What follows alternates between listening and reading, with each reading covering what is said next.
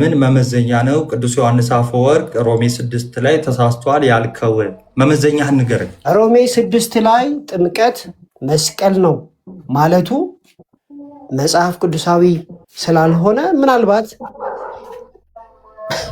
ለምን እንደጠቀሰውም ግልጽ አይደለም። መጽሐፍ ቅዱሳዊ ነው ላለ ማለት በምን መመዘኛ ነው? መመዘኛህን ለምን ደግሞ አትነግረኝ? መጽሐፍ ቅዱስ ላይ ጥምቀት መስቀል ነው የሚል ካለ አሳየኛ እና ይቀበላለሁ። መስቀልም ይለዋል ሮሜ 6:6 ላይ ራሱ ሐዋርያው ቅዱስ ጳውሎስም ስለሚል፣ አንተ ደግሞ ምናል ቅዱስ ዮሐንስ አፈወርቅ ተሳስቷል አልክ። ያ ማለት አትቀበለውም ማለት ነው። አሁን ይሄ ጥምቀት እንዴት ነው መስቀል የሚሆነው? በጌታ አትደረግ።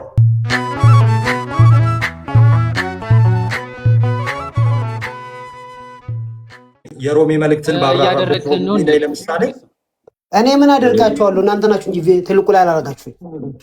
ኖ ትልቁ ላይ እናደርጋለን እኮ አልሰማህንም፣ እየሰማህን አይደለም። እሺ አሁን ለምሳሌ ስለ ሃይማኖት ኦኬ ይዋድ ያለ የማን ነው ተቋርጣ ነበር። ታችሁም መጣ ሄድ ያላችሁ ነው። እኔም በቃ እኔ አይ ቲንክ ያንተም እየታየኝ ስላልሆነ ማቴዎ ኬነ ይዋድ ነው ያንተ ነው ላግ የሚያደርገው። እሺ ድጋሚ አስገባው። ከዛ በፊት ጥያቄ ልጠይቃ። የመጀመሪያ የተጠየቀው ጥያቄ ዳኒ ቅዱስ ዮሐንስ አፈወርቅን ትቀበለዋለህ? አዎ እቀበለዋለሁ። እሺ ካልተሳሳትኩ ኢንስትራክሽን ቱ ካታኩሜን ላይ ይመስለኛል ቻፕተር 6 ካልተሳሳትኩ ላወጣልህ እችላለሁ። ሮሜ 6ን ይጠቅስና ጥምቀት መስቀል ተብሎ ይጠራል ይላል። ትቀበለዋለህ?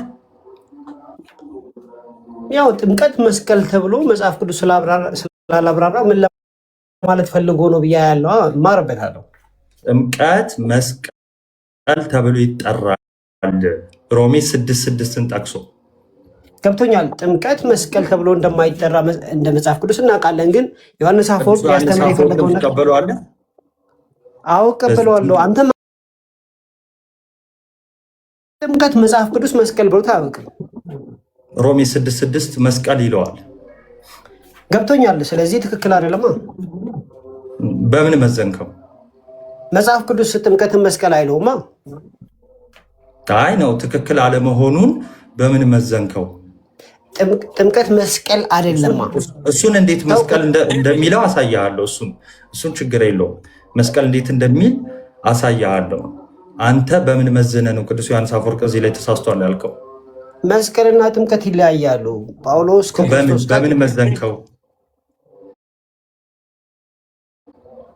ጥምቀት መስቀል እንዳልሆነ ማስረጃ ትፈልጋለህ አንተ? ሮሜ 6ን ሮሜ 6ን ጠቅሶ ጥምቀት መስቀል ነው ያለው ተሳስቷል ብላል። ስለዚህ ተሳስቷል ለማለት መመዘኛ ያስፈልጋል አይደለ? እኔ ተሳስቷል ያልኩት ጥምቀትና መስቀል ሁለት የተለያዩ ነገሮች መሆናቸውን ማሳየት ስለምችል ነው እኮ።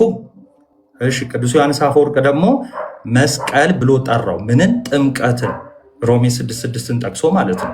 አክቹሊ መስቀል ብቻ አይለውም፣ መቀበሪያ ይለዋል፣ መስቀልም ይለዋል። ሮሜ 6:6 ላይ ራሱ ሐዋርያው ቅዱስ ጳውሎስም ስለሚል፣ አንተ ደግሞ ምናል ቅዱስ ዮሐንስ አፈወርቅ ተሳስቷል አልክ። ያ ማለት አትቀበለውም ማለት ነው። አሁን ይሄ ጥምቀት እንዴት ነው መስቀል የሚሆነው? በጌታ አትደረብ። እሺ አሁን ይሄን በአስተምህሮ በሃይማኖት ደረጃ ነው ቅዱስ ዮሐንስ አፈወርቅ የተናገረው። ኦኬ እሺ አሁን አንተ ቅዱስ ዮሐንስ አፈወርቅን አትቀበለውም። እሱ ችግር የለውም። መጀመሪያውን እንደማትቀበለው እናውቃለን። አንተ ራስህ አትቀበለውም። አትደረብ። ቆይ አንዴ የኔ ጥያቄ ምንድን ነው? በምን መመዘኛ ነው ቅዱስ ዮሐንስ አፈወርቅ ተሳስቷል ያልከው? አንተ ራስህ በመመዘኛ ነው አሁን ማነበልህ ነው የማትቀበለው እኮ። እኔ የኔን እነግርሃለሁ፣ አንተ መልስልኝ መጀመሪያ። እኔ እቀበለዋለሁ። እኔማ በመጽሐፍ ቅዱስ አይቼ ነው የማልቀበለው እኮ። በምን መመዘኛ? መጽሐፍ ቅዱስ ጥምቀት ነው የሚለው፣ መስቀል መስቀል ነው የሚለው። መስቀልና ጥምቀት ሁለት የተለያዩ ነገሮች ናቸው። ልክ ቶዮታ መርሴዲስ መመዘኛ ባለስልጣን የሆነ መመዘኛ ያስፈልጋል አይደለ? ከእግዚአብሔር ቃል ነው የባለስልጣን ባይዘው የአባቶች ጽሑፍ አንዴ የአባቶች ጽሑፍም ራሱ ስልጣን አለው። ፊክሽን አይደለም። ጉባኤቶች ስልጣን አላቸው። ቤተክርስቲያን ስልጣን አላት። ስኮላሮች ስልጣን አላቸው። በእምነት የቀደሙን ሰዎች ስልጣን አላቸው። እኛን ወደ ጌታ ያመጡን ሰዎች፣ ቤተክርስቲያንን የሚመሩ ሰዎች ሁሉ ስልጣን አላቸው። በምን መመዘኛ ነው ቅዱስ ዮሐንስ አፈወርቅ ሮሜ 6 ላይ ተሳስቷል ያልከው? መመዘኛህን ንገረኝ። ሮሜ 6 ላይ ጥምቀት መስቀል ነው ማለቱ መጽሐፍ ቅዱሳዊ ስላልሆነ ምናልባት ለምን እንደጠቀሰውም ግልጽ አለ። መጽሐፍ ቅዱሳዊ ነው ላለ ማለት በምን መመዘኛ ነው? መመዘኛህን ለምን ደግሞ አትነግረኝ? መጽሐፍ ቅዱስ ላይ ጥምቀት መስቀል ነው የሚል ካለ አሳየኛ እና ይቀበላለሁ። ወደ ጥምቀት ልንገባ ነው። ጥሩ መመዘኛ ምንድን ነው? የግል አፈታት ማለት ነው። የግል አይደለም። ማቴዎስ ሮሜ 6:6 አሮጌው ሰዋችን አንዴ ይኸው ጳውሎስ ያለውን ልነግርህ ነው። ሮሜ 6:6 ለኃጢአት እንዳንገዛ አሮጌ ስጋችን እንዳላችሁ ቃል በቃል እንድትሉት አውጥቼ ላነብላችሁ። እኔ የመጣሁበትን ባነብላችሁ። አንዴ ቆይ ሮሜ 6:6 ከእንግዲህ ወዲህ ለኃጢአት እንዳንገዛ የኃጢአት ስጋ ይሻር ዘንድ አሮጌ ሰዋችን ከእርሱ ጋር እንደተሰቀለ እናውቃለን አለ። ከእርሱ ጋር እንደሞተ ማለት ነው። ተሰቀለ ማለት እንደተሰቀለ ነው።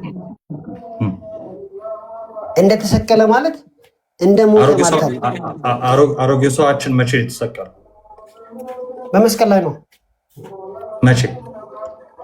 ስናምን በእምነት ጥቅስ ገላትያ 2 ስናምን ነው አይልም። ገላትያ 2 እኔ ከክርስቶስ ጋር ተሰቅያለሁ፣ አሁን ክርስቶስ በእኔ አይኖርም፣ ማንሆን ያልኖርም ክርስቶስ በእኔ ይኖራል ላይ አይልም ይላል። የጠየቅኩ ጥያቄ ምንድን ነው? እኔም ይሄው እኔ ደግምላለሁ። ምንድን ነው ገላትያ 2 ያለውን እኔም አሁን ደግምላለሁ። የጠየቅኩ ጥያቄ ከክርስቶስ ጋር ተሰቅያለሁ በእምነት ነው። በእምነት አረቋይ ተረጋጋ። በእምነት ነው። ጥያቄን እኮ እየደገምኩልህ ነው። በእምነት ነው የምንሰቀለው የሚለውን ጥቅስ ስጠኝ። ኦኬ፣ በእምነት ነው የምንሰቀለው የሚለውን እኔ ተናግሬያለሁ፣ ግን ይሄንን ማስረዳ በሎጂክ ነው ማስረዳ። አታስረዳኝ። ያንተን መረዳት ወደ ጎን አድርገውና ጥቅስ ስጠኛው። በቃ መረዳት ካልፈለግ እዛው በቃ ቆይ፣ ሰላማችሁ ይብዛ። የለህም? የለኝም።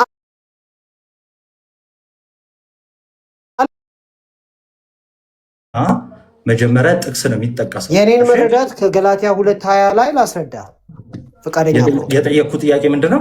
አንዴ ድገምልኝ። ጥቅስ አሳየኝ። በመስቀል ላይ ነው የተሰቀልነው የሚለው በመስቀል ላይ ነው የተሰቀልነው ወይም የሞት ነው በመስቀል ምንድን ነው ያልከው? አላልኩም። ምንድን ነው ያልከው? አሮጌ ስጋችን መቼ ነው የተሰቀለው ስለ በእምነት አልከኝ አይደለም ወይ? ደግሞ ባመንን ስናምን አልከኝ። ጥቅስ እኮ አዳምጠኛ። ይሄ ጥያቄ ይመለስልሃል። አይ ፕሮሚስ። ግን ማዳመጥ አለብን። ያው ሰማል። ኦኬ፣ ጳውሎስ እኔ ከክርስቶስ ጋር ተሰቅያለሁ ሲል ፊዚካሊ ወጥቶ አልተሰቀለም፣ እናውቃለን። በእምነት ነው የተሰቀለው። አይ በእምነት አይደለም ካልከኝ ጳውሎስ ፊዚካሊ ወጥቶ ተሰቅሏል እያልከኝ ነው ማለት ነው። ስለዚህ በኔጌቲቭ ነው ማስረዳ እንጂ በፖዘቲቭ አይደለም። እሺ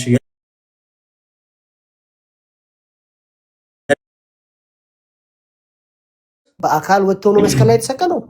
አሁን እሱን አስተምህሮ መጽሐፍ ቅዱስን አለመረዳት አለማንበብ ነው። በምን አስረዳና ሚዩት ላድርግልህ። እንደ ቃል በምን እንደተሰቀለ ችግር የለውም እናስረዳለን። ስለዚህ የለህም። ይህንኑ ጥያቄ ያዝ አድርግና ይኸው አባቶች ይቀበላሉ ብለህ በመስቀል ላይ ፊዚካሊ ወጥቶ ተሰቅሏል አልተሰቀለም? መልስልኝና አለፋ።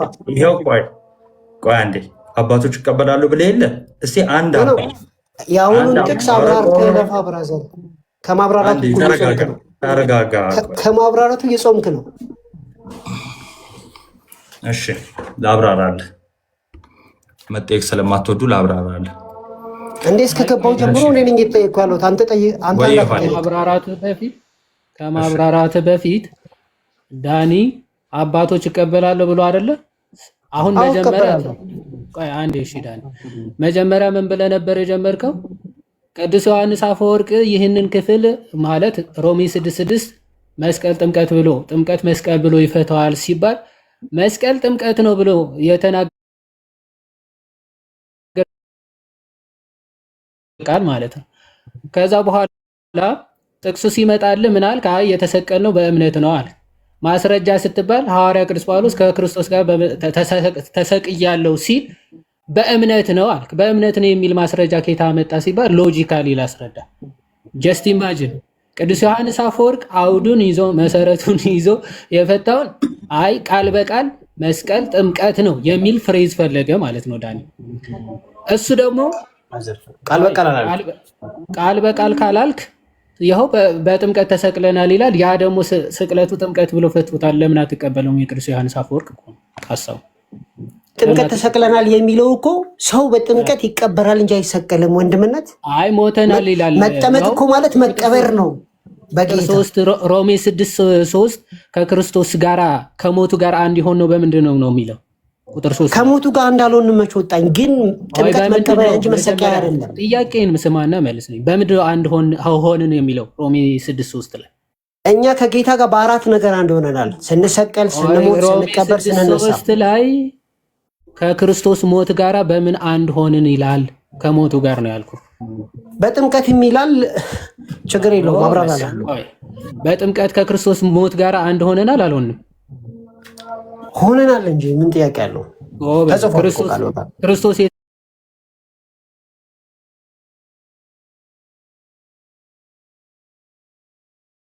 ነው የሞተው። ክርስቶስ የሞተው መስቀል ላይ ነው። መስቀል ላይ ነው። ስለዚህ ከመስቀሉ ሞት ጋር ነው አንድ ይሆን በጥምቀት አይደለም? ኖት ኤግዛክትሊ የተወሰነ መብራራት ያለ ከየትኛው ሞት ጋር ነው? አትሳካ። አሁን እኮ አንተ በእኔ አፍ ያወራ ነው እንጂ ኖታ ኤግዛክትሊ ያልክና ክርስቶስ የሞተው መስቀል ላይ ነው። እንግዲህ እንደምናውቀው አሁን እኮ ጥያቄ እኮ የመለስኩ አይደለም። ይኸውልህ ጥያቄህን ስትስት መልስ ስትስት ኧረ ደቂቃ ኧረ አስወራኝ ምናምን ማለት አይደለም። እኔ አልሳትኩም።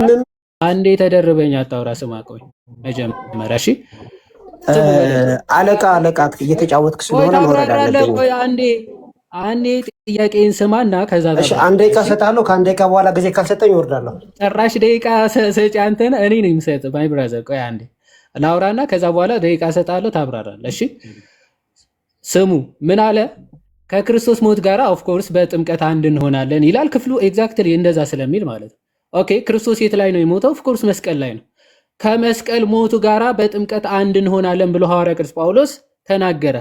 ኦኬ ኦፍ ኮርስ መስቀል ላይ የሞተውን ሞት ከሱ ጋር አንድ የምንሆነው በጥምቀት ነው ብሎ ከተናገረ በኋላ ስለዚህ ከሞቱ ጋር አንድ የምንሆነው በጥምቀት ነው ብለህ ታምናለህ? ኦፍ ኮርስ አለ። ዘን ከሞቱ ጋር በጥምቀት አንድ እንሆናለን ብለህ ካመን ክርስቶስ የሞተው መስቀል ላይ ስለሆነ ከሱ ሞት ጋር ነው አንድ የምንሆነው ስል አይ ኤግዛክትሊ እንደዛ አይደለም ብለኛል። ስለዚህ ክርስቶስ ሌላ ሞት ሞቶ ከዛኛው ሞቱ ጋር አንድ የምንሆንበት የትኛው ሞት ነው? ኦኬ ከመስቀል ሞት ውጭ ክርስቶስ ሞቶ የምንሆንበት። እሺ ቀጥል እንስማ። ኢየሱስ ክርስቶስ በመስቀል ላይ ተሰቀለ፣ አንድ ሞተ፣ ሁለት ተቀበረ፣ ሶስት ተነሳ። በጣም ጥሩ። ክርስቲያኖች ሲባል ከክርስቶስ ጋር ተሰቅያለሁ ይላል ማ ጳውሎስ። የት? ገላትያ 2:20 ላይ።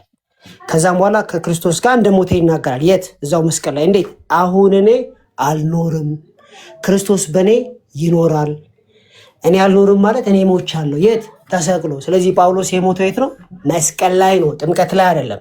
ከዛ ይሄ በመስቀል ላይ የሞተ ማንነቱን ወስዶ ደግሞ ይቀብረዋል። ገላትያ 2:20 ጥቅስ የተደገፈበት እንትን ነው። ከዛስ ከክርስቶስ ጋር ይቀበርና ከዛም በኋላ ከክርስቶስ ጋር ይነሳል። ስለዚህ ክርስቲያን ጽድቁን የሚያገኘው የት ነው? መስቀል ላይ ነው እንጂ ውሃ ውስጥ አይደለም። ለምን? የሞተስ ከኃጢአቱ ጸድቋል ይላል አይደል? ስለዚህ አንተ የሞትከው የት ነው? ውሃ ውስጥ አይደለም። የሞትከው መስቀል ላይ ነው። ወርደህ ነው የተቀበርከው። ስለዚህ ጽድቃችን የሚጀምረው ከመስቀሉ እንጂ ከውሃው አይደለም ማለት ነው። ቴንኪው። አሁን የዮሐንስ አፈወርቅን እንዳብራራ ፍቀድልኝ ፕሊስ። ቆይ ይህን ሁሉ ደቂቃ ሰጥቼ የሰማው ደቂቃ አልሰጡኝም ምናምን ብለህ ምክንያት አድርገህ ስለምትወጣ ነው። እሺ አሁን ሰምተንሃል። አሁን ቃል በቃል መጠይቅህን እየመለስክ ትሄዳለህ። ዝም ብለህ አሁን ምንም ቢገጥም ባይገጥም የተጠየቅከውን ትተህ ዝም ብለህ የምታውቃቸውን ጥቅሶችን የጠቀስከው። እኔ የጠየቅኩ ከክርስቶስ ሞት ጋር አንድ እንሆናለን ብሎ ሮሜ 6:3 ላይ የጠቀሰው ከየትኛው ሞቱ ጋር ነው አንድ ምን ሆነው ነበረ? እሱን ትተህ ጌታ በመስቀል ላይ ከሞተው ጋር ቆይ አንዴ ሐዋርያ ቅዱስ ጳውሎስ ከክርስቶስ ጋር ተሰቅያለሁ ይላል። ስለዚህ የት ላይ ነው የተሰቀለው? መስቀል ላይ እንጂ በጥምቀት አይደለም። ይሄ ሁሉ ያንተ ተረት ነው። መጽሐፍ ቅዱስ የማያውቀው ያንተ ተረት ብቻ። አሁን ወደ መጽሐፉ እንመለስ። ሐዋርያ ቅዱስ ጳውሎስ ከክርስቶስ ሞት ጋራ አንድ ሆነናል ብሎ ይናገራል አይደል? ክርስቶስ የሞተው የት ላይ ነው? ዳኒ? እኔ ሞቶ እሺ ከክርስቶስ የመስቀል ሞት ጋር ነው አንድ የምትሆነው ወይስ አይደለም? በጥምቀት ኦፍኮርስ ከክርስቶስ መስቀል ሞት ጋር አንድ ምን ሆነው መስቀል ላይ ነው። በጥምቀት ነው። የት ላይ አይደለም? በምንድን ነው ጥያቄ? በጥምቀት ነው ወይስ አይደለም? በመሰቀል ጳውሎስ ተሰቅያለሁ ብሏል። በጥምቀት ከሞቱ ጋር አንድ እንሆናለን ይላል። ከየትኛው ሞቱ ጋር ነው? ለምንድን ነው ጥምቀትን ጎትተህ የምታመጣው? ጳውሎስ በጥምቀት ነው ብሏል። ኧረ ቅዱስ ጳውሎስ ነው ጎትቶ ያመጣው። ማይ ብራዘር አንተ አንተ ነው ያመጣው። ጳውሎስ በመስቀል ተሰቅያለሁ ነው ያለው። አሁን ሮሜ ምዕራፍ 6 ከቁጥር 3 ከክርስቶስ ሞት ጋራ በጥምቀት አንድ ሆነናል ይላል አይልም? ይላል። ታዲያ በጥምቀት እኔ እኮ በጥምቀት ብቻ አይደለም አንድ ሆነው በመስቀልም ቆይ ከየትኛው ሞቱ ጋር ነው አንድ የሆን ነው? በመስቀል ጋር ከሞተው ጋር በመስቀል ሞቶ ፕሊዝ ያብራራው ነገር አትንተባተብ፣ ችግር የለውም። እኔ ተንተባትቤ አላውቅም ብራዘር። እሺ ከየትኛው ሞት ጋር ነው አንድ ምን ሆነው በጥምቀት? ጌታ በመስቀሉ ከሞተው ጋር እኛም በመስቀል ሞተን ከክርስቶስ ጋር ተቀብረናል። በጥምቀት ነው ከመስቀል ሞቱ ጋር አንድ ምን ሆነው? በጥምቀት ተቀበርን፣ በመስቀል ሞትን። በጥምቀት ከሞቱ ጋር አንድ ሆንን ነው የሚለው። አትዝለል፣ ቁጥር 4 ላይ አትድረስ። እዛም እንደርሳለን። በምንድን ነው የምንቀበረው? እንመጣለን። የምንቀበረው በጥምቀት ነው። ምን ሞት? መጀመሪያ ከሞቱ ጋር አንድ ሳትሆን ከመቀበሩ ጋር አንድ አትሆን። መጀመሪያ ሞቱ ላይ እኮ። ታዲያ መስቀል ላይ ነው ሞት ነው ብራዘር። ያልሞተ ይቀበራል ወይ? በጥምቀት ነው አይደለ? ከሞቱ ጋር ያልሞተ ይቀበራል ወይ? ያልሞተ ይቀበራል። በጥምቀት ነው ወይስ አይደለም? ጥያቄ። ጥምቀት መሞቻ አይደለም መቀበሪያ ነው ብራዘር። እሺ አንዴ መጽሐፍ ቅዱስ የሚከፍትልን አለ? እስቲ መጽሐፍ ቅዱስ እስቲ የሚከፍትልን። የኔ ኔትወርክ ትንሽ እንዳያስቸግረኝ ብዬ እስቲ ቆይ ካላስቸገረኝ ወይ ልሞክር እስቲ። እንግዲህ መጽሐፍ ቅዱስ እንዴት እንደማይቀበሉ ተመልከቱ። እሺ ቁጥር 3 ወይስ ከክርስቶስ ኢየሱስ ጋራ አንድ እንሆን ዘንድ የተጠመቅን ሁላችን ከሞቱ ጋር አንድ እንሆን ዘንድ እንደተጠመቅን አታውቁምን ይላል። የተጠመቅነው ምን ለመሆን ነው ይላል እዚህ ክፍል ላይ ዳኒ? ጥምቀት ውስጥ ሞትን ነው የሚለው ወይንስ ነው ተጠመቅን የሚለው? ህብረት እንድናረግ ነው የሚለው ግሪኩ ብራዘር። አንድ እንድንሆን ተጠመቅን ይላል አይልም? ግሪኩ እንግሊዝኛውም ህብረቱ ግሪኩም ህብረት እንድናረግ ነው የሚለው ብራዘር። ግሪኩም ላይ እንሄዳለን፣ ችግር የለውም። መጀመሪያ አማርኛውን ተቀበልና ሚስተር ግሪክ ላይ እንሄዳለን፣ ችግር የለውም። አሁን መጀመሪያ አማርኛውን ተቀበል። ከክርስቶስ ሞት ጋር አንድ ለመሆን የተጠመቅነው ወይስ አይደለም? እኛ አንድ በጥምቀት ምን አንተ ያንተ መጽሐፉ ቅዱስ መልስ። በመነሳት ማን እንሆናለን? መጽሐፉ የሚለውን መልስልኝ። አሁን ያንተ እንዲህ ብያለሁ። ዳኒ ስማ፣ ዝም ብለህ እኔ እንዲህ በዚህም አንድ እንሆናለን በዚህ እያልክ አዘርዝርልኝ። እኔ ስለ አንተ እምነት የራሱ ጉዳይ ነው ማይ ብራዘር። አላህም አምላክ ነው ብለህ ብታምን ያንተ ነፃ ፈቃድ ስለሆነ፣ አሁን ጥያቄው ሐዋርያው ቅዱስ ጳውሎስ ስለጻፈውና እዚህ ክፍል ላይ ስላለው ሐሳብ ነው እያወራናለሁ። ስለዚህ ሐሳቡ ላይ ስቲክ አድርገህ አውራ። ከክርስቶስ ሞት ጋራ አንድ ለመሆን የተጠመቅነው ይላል ወይስ አይልም? ይላል አልኩ እኮ አስሬ ነገርኩ። ስለዚህ ሰው ሲጠመቅ ከክርስቶስ ሞት ጋር አንድ ይሆናል አይሆንም? ሞቱ እዚህ ላይ አይደለም የሚጀምረው፣ መስቀል ላይ ነው የሚጀምረው። ግን አንድ ኧረ የት ይጀምራል? አልጠየቅኩም። ከክርስቶስ ሞት ጋር ሲጠመቅ ሰው አንድ ይሆናል አይሆንም ነው? በሞቱም አንድ ይሆናል፣ በመሰቀሉም አንድ ይሆናል። ሁለቱም ይሆናል። አንተ ያኛውን ኢግኖር አድርገሃል። ሲጠመቅ ሰው ከሞቱ ጋር አንድ ይሆናል አይሆንም? ይሆናል ብያለሁ። አይሆንም እኮ አላልኩም። ጎበዝ የሜዳ አህያ። በቃ ቻው። በጥምቀት ከሞቱ ጋር አንድ ምን ሆን ከሆነ የሜዳ አህያ የሚለው አንተን አይደለም አልኩ። አንድ ሰው ማለት በስትክክል ሲመልስ ጎበዝ የሜዳ አህያ የሚባል የሀገራችን አባባል አለ። እሱን የተጠቀምኩት። ከክርስቶስ ሞት ጋራ በጥምቀት አንድ እንሆናለን ብለኸኛል። በጣም ጥሩ። ክርስቶስ የት ላይ ነበር የሞተው? እችን ጠይቄ ወደ ከናቲ ጋር ትቀጥላላችሁ። ክርስቶስ የት ላይ ነበር የሞተው? ክርስቶስ መስቀል ላይ ነው የሞተው። አንተም መስቀል ላይ ነው የምትሞተው። ስለዚህ ከክርስቶስ መስቀል ሞት ጋራ አንድ የምንሆነው ስንጠመቅ ነው ወይስ አይደለም? ቅድም እንዳብራራው ተረዳዋል። ከክርስቶስ ከመስቀሉ ሞት ጋራ ስንጠመቅ አንድ እንሆናለን ወይስ አንሆንም? እንሆናለን ብያለሁ። አንሆንም መች ወጣኝ? አዎ ጨርሻለሁ። ናቲ ቀጥሉ። ናቲ እኔ ነኝ መጠየቅ ያለብኝ። ጥያቄ ተቀበሉ ፕሊዝ። እንቀበላለን። በደንብ አባቶችን እንትን እንደማትል ችግር የለውም። ያው ትቀበላለህ። አሁን በጠየቀው ነገር ላይ የቤቱ ሆስት ስለሆንኩ ፕሮሚስ ዩ ጉድ ኢናፍ ቱ ሪስፖንድ በተነሳው ነገር ላይ አይ አንድ ነገር ቀደም ልጠይቅ ስለሆነ የውሃዴ የገባ እሷን ጠይቄ ከዛ መልሰህ በዛው ችግር የለም ጠይቅ፣ ግን ጥያቄ እንደማትቀበል ማሳያ ነው። ቀጥልሽ ዳኒ ሀሳብ ጀምራችሁ እኮ ከዛ ወደዛ እኮ አንተ ሙሉ ጊዜን ትጠይቀኛለህ ብለህ ዘግተሃል። ኧረ እኔ ትጠይቀኛለህ ብዬ አልጀመርኩም። ቆይ ስማ፣ ከናቲ ጋር እያወራችሁ እያለ ኦኬ ቆይ ላሳይ ብሎ ሲከፍት ወደዛ አሳየኝ ብልኸው ወደዛ ሊያሳይ ነው። አሁን ገባ? ኦኬ ሊያሳይህ ነው እሱ ሊያሳይ ወደዛ። እሱ ከማሳየት በፊት ግን መጀመሪያ እኔ ምን የሚለውን ጠየቅኩ። አይ በመስቀል ላይ ሲሞት በእምነት ነው እንጂ ምናምን የሚል ሀሳብ ስታነሳ መጀመሪያ ይህንን ክፍል ማጥራት አለብን። ይሄ ይጥራና ከዛ በኋላ አልጠራም። ብራዘር አለፍከው፣ ሳትጠየቅም ቻሌንጅ ሳትደረግ ይኸው ራስህ መለስከው እኮ ፓፓ። ህሊና አልመለስኩም። በቃ አልክ አንተ፣ በቃ አልክ ቤቴ ስለሆነ በቃ ይኸው ራስህ ማለት ነው ከክርስቶስ የመስቀል ሞት ጋራ በጥምቀት አንድ እንሆናለን ብላል። ዳኒ ይጠይቅ፣ በቃ ይዋል ዳኒ የጠየቀውን አንዴ ናቲ ያጥራለትና ከዛ ይጠይቃል። ችግር የለውም። ምን ታጠራለህ? ከማጥራት የራቅ እኮ ነው አንተ። ቀርቶልህ ራስህ ነው ልጠይቅ። ታጠራዋለህ። ዳኒ አይዞህ፣ አትሳደብ። እየተሳደበ ተናዷል። ማጥራት ስትል አጥርተህ አታውቅም። ከማጥራት የራቅነ ምናምን ምርቃት ነው። እሺ እየመረቀኝም ነው። ጥሩ አትናደድ። ለአጥራ ምናምን ስትል ልክ የሆነ እያስተማርክ ይመስላል። አላስወራ እያልክ ነው።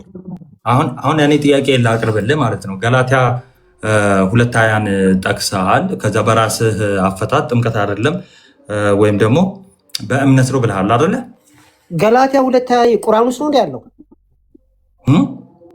ገላትያ 2:20 ቁርአን ውስጥ ነው ያለው ማለት አልገባኝም። ምንድን ነው እኔ ከክርስቶስ ጋር ተሰቅያለሁ ሲል ጳውሎስ እኔም ከክርስቶስ ጋር ተሰቅያለሁ ብዬ ስል በራስ አፈታት ትለኛለህ እንዴ? አይ ነው እንደዛ አላልኩም። ጥምቀት እኔ ከክርስቶስ ጋር ተሰቅያለሁ ሲል አንተ ምን አልክ መሰለህ? በራስ አፈታት አልከኝ። ጳውሎስ ተሰቅያለሁ ካለ እኔም ተሰቅያለሁ፣ አለቀ። እሺ ምናምን የለም። እሺ አሮጌው ስጋ በመስቀል ላይ ተሰቀለ ሲባል በጥምቀት ነው አይደለም? በጥምቀት ብሎ መሰቀል የለም። በጥምቀት መቀበር ነው። ስንት ጊዜ እንንገራችሁ? እሺ በጥምቀት መሰቀል የሚባል ነገር እንደሌለ ከአባቶች አሳየን። ከአንድ አባት ለምንድን ነው ማሳየ? በአማርኛ ተጽፎ እያለ አባቱ ራሱ እንዲህ ቢል አላምነው። ስለዚህ ዳኒ ቨርዥን ነው ማለት ነው። ከክርስቶስ ጋር ተሰቅያለሁ እያለ አልተሰቀልኩም የምትለውን አንተ ልበል። እኛም እንላለን ይኸው ከክርስቶስ ጋር ተሰቅለናል። እኛም አሮጌው ስጋችን አባቶች እንዴት የተሰቀልከው? በአካል ወጥተህ ነው የተሰቀልከው? አሁን በጥምቀት በአካል ወጥተህ ነው ለሚለው ማለት ነው። በአካል እዛው ቦታ ሄጄ ቀራንዮ ሳይሆን በጥምቀት ክርስቶስ መስቀል ላይ የፈጸመልኝን ድህነት ከእሱ ጋር ተባበራለሁ። ሞቱን፣ መቀበሩን፣ መነሳቱን ማለት ነው። ስለዚህ መሰቀሉ መሞት ማለት ነው። በቃ በሌላ አማርኛ የለም። አባቶች አሮጌው ስጋ ማስወገድ ብለው ገላትያ 7 ማስወገድ ብቻ አለ። አሁን እኔ አልኖርም ክርስቶስ ይኖራል፣ እኔ ብቻ አለው ነው። ይሄው በእምነት ነው የምንሰቀለው የሚል ከአንድ አባት አምጡ። እስቲ አሳፍረን። እናንተ አባት አትቀበሉ ስትል ነበር። እስቲ ከአንድ አባት አምጣ። አባት የሚለው የማቴዎስ ላይ ያብራራውን ዮሐንስ አፈወርቅ ላንብብልን። ቪዲዮ ትልቁ ላይ አድርገኝ ነው። ቅድም ነገረ ማርያም ላይ ላንብብልህ ያልኩህ ላንብብልህ። እዚህኛው ላይ የለህም። እዚህኛው ላይ ማስረጃ የለህም። የቅድሙ ያረሳሳኝ ማለት ነው። ለምን አረሳሳለሁ? የኔን ጥያቄ መልስልኝ ነው ያልኩህ እኮ ወንድሜ። ጥያቄው ዮሐንስ አፈወርቅን አትቀበሉትም ላንብብልህ እያልኩህ ነው ያለሁት። እሺ አንተ ይኸው ዮሐንስ አፈወርቅ፣ ቆይ አንዴ ወደ አንተ እንትን ትሄዳለህ። እሺ አሁን አንተ ከአንድ አባት ማሳየት አትችልም ማለት ነው። ከአንድ አባት ማሳየት አትችልም እና ስለዚህ እንኳን አንድ አባት አንተ ሁሉንም አባት አትቀበልም ማለት ነው አይደል? አንተ ራስህ አትቀበልም። አንተ ራስህ አትቀበልም። እኔ በአስተምህሩ እንዴት እንደምቀበል አሳያለሁ። እሱ ችግር የለብኝም ማለት ነው። ስለዚህ ፖለቲከኛ ነው ላስተምረው ምክንያት ሰማይ ዮሐንስ አፈወርቅ ፖለቲከኛ ነው። ፓትሮሎጂ አጥንተሃል? አንብቤያለሁ። ማንበቤን ደግሞ ከፍቻ ፓትሮሎጂ አንብበሃል? ፓትሮሎጂ ማለት እኮ ቸርች ሂስትሪ የተጻፈውን መጽሐፍ ማንበብ ማለት ነው አይደል እንዴ? ነው ዩኒቨርሲቲ እንድገባ ፈልገህ ነው? ፓትሮሎጂ ምን ማለት ነው? ፓትሮሎጂ ማለት ፓትሪስቲክ ስተዲ ማለት ነው። ሌላ ምን አዲስ ነገር የለውም። ፓትሪስቲክ ምን ማለት ነው? አባቶችን በተመለከተ የሚያጠና ጥናት ማለት ነው። አባቶች የጻፉትን ጥሩ።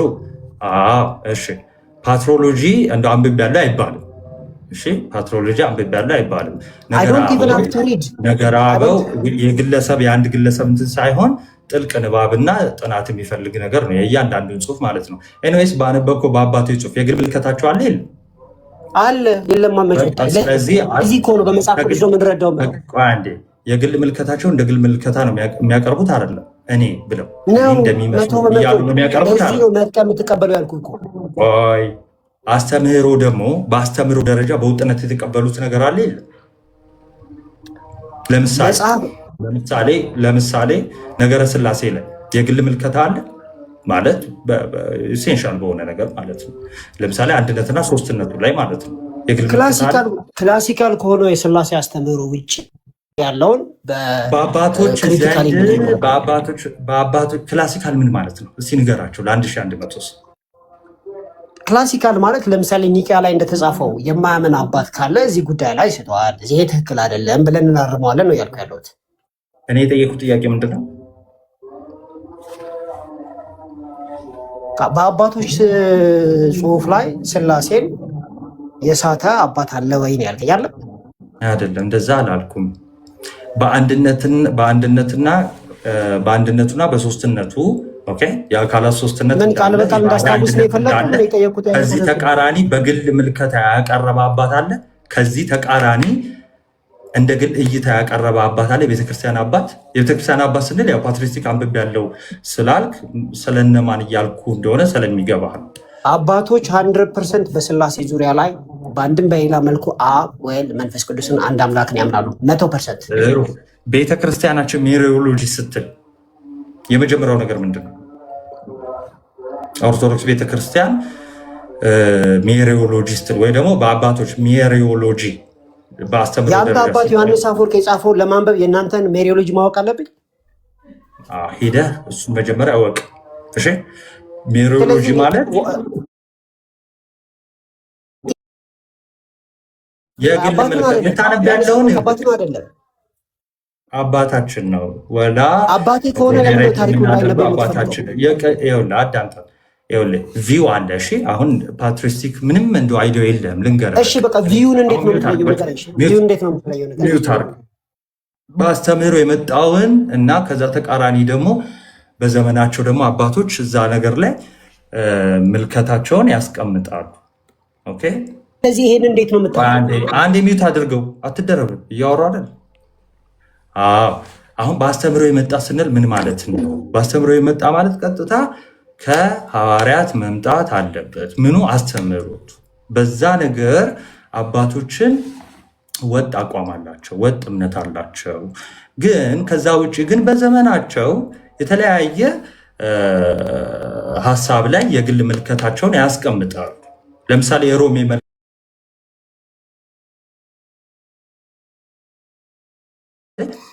ሆሚሊውን ስትመለከት ለምሳሌ ቅዱስ ዮሐንስ አፈወርቅ እኔ እንደሚመስለኝ ብሎ የግል ምልከታውን ያስቀመጠበትን ብዙ አይነት ጽሑፍ ታገኛለህ። በነገራችን ላይ እሱ ብቻ አይደለም፣ የተለያዩ አባቶችን ስታጠና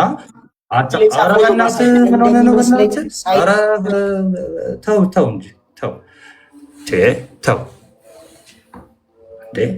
ፓትሪስቲክ ስልህ እኮ አንብቤዋለሁ ያልክ ልጅ ነህ። ተው እንጂ ዳኒ ልታወጣ ያለውን እኔ አላስወጣህም እኮ ልታነብና ልታወጣ ያለውን እናውቀዋለን። እኔ ፓትሪስቲክ የሚባል መጽሐፍ የቅዱስ ዮሐንስ አፈወርቅ እይታ ነው። ይልቁንስ በአስተምህሮ ደረጃ አንተ እንደማትቀበል አሳየን። ይኸው ለምሳሌ ጥምቀት ላይ ወጥ የሆነ አቋም አላቸው። ከመጀመሪያው 100 ክፍለ ዘመን ሐዋርያነ አበው ከምንላቸው ሉተር እስኪነሳ አባት አንለውም። አክቹዋሊ በእኛ አባቶቻችንን ኢንክሉድ አድርጎ በነ ሉተር ደረጃ ሪፎርመር በሚባሉትም ደረጃ ይኸው ጥምቀት ለድህነት እንደሆነ ለኃጢአት ስርየት እንደሆነ ይታመናል ማለት ነው። አሁን ሜሪዮሎጂ ላይ ያለው ላሳየ ነው ያልከው አንተን በቃ ወረድ። ሜሪዮሎጂን መጀመሪያ ምን እንደሆነ እንትን በለው። ሜሪዮሎጂ ስለተባለ አንድ የሆነች ርዕስ ብቻ አይደለችም ሜሪዮሎጂ። እሺ ቀጥሉ። አኪዮስ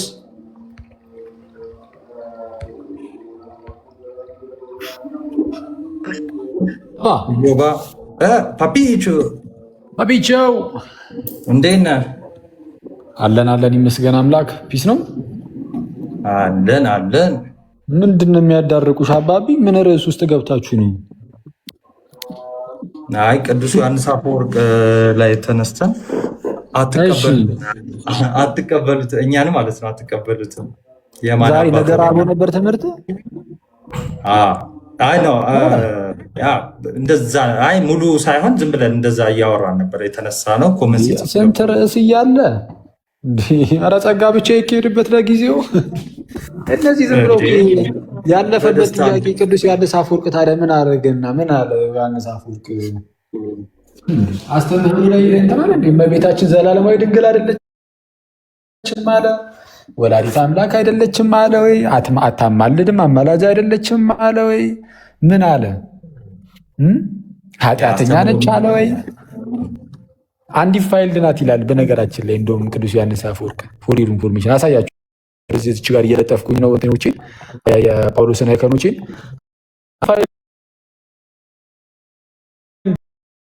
ያሳያለሁ። አንድ ችግር ለጥፋት እና አስፈላጊነቱ ግን ለጊዜው ጸጋ ብቻ ላይ ብለን ሊካሄድበት አሁን ርዕስ እንዳያስረሱ አይመስልሽም?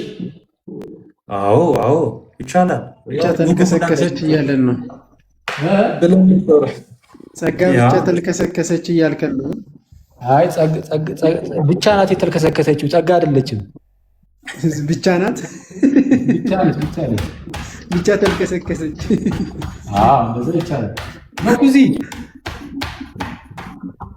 ያረር ሰው ጠፋሽ እንዴ? አሁን ይኸው የላኩልህ ግባ። እንዲህ ጠፍተህ አልሰማም። የሆነ ሰዓት ድንገት መጣሁኝ እኮ ብትለኝ መቢን አልምልም ማላት ይቻለሁ። እንዲህ በጠረባ ወደ መጣበት ነው የምመልስህ። እኮ ቆየን እዚህ። እሺ ያጀማ ሰላም ብያችኋለሁ። ለማንኛውም ሁላችሁንም ኢዮባ፣ ዮሐዴ፣ ማርክ፣ ኦርቶ፣ ክርስቶስ 1000 ናቱ ሰላም ብያችኋለሁ። ሰላም ክርስቶስ ይብዛላችሁ። ከታች 1200 አላችሁ። ጸጋ ብቻ እሺ፣ ቀጥሉበት። እዚህ ላይ ከሄዱ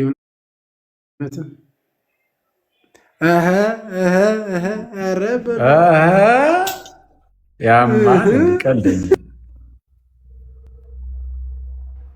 የምር ይሄ እኮ በደንብ እንትን አይልም። ብዙ ቆይ እስኪ ኧረ ላብራው። ቆይ እንዴ ምንድን ነው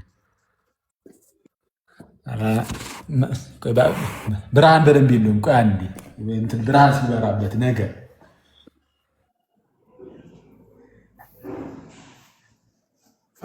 ፋይቭ ስታር ሆቴል ሆነብን እኮ ምንድን ነው የምታስብ?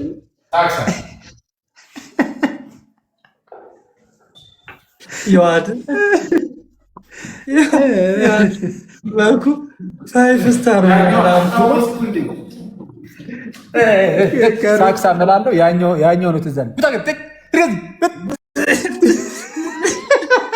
ታርግ ነበረብን ልል ነበረ። ጋዲን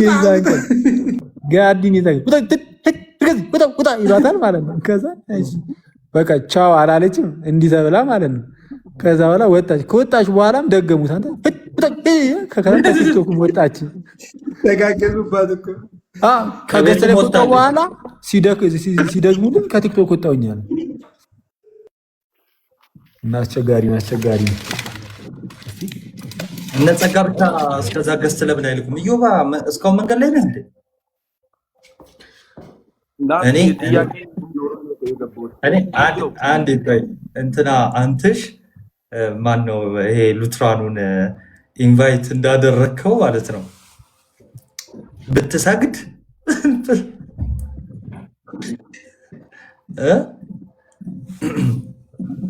አረግባለት ቢያንስ ገብተህ ውጣ። ዩሲ የምትባለው ወንድማችን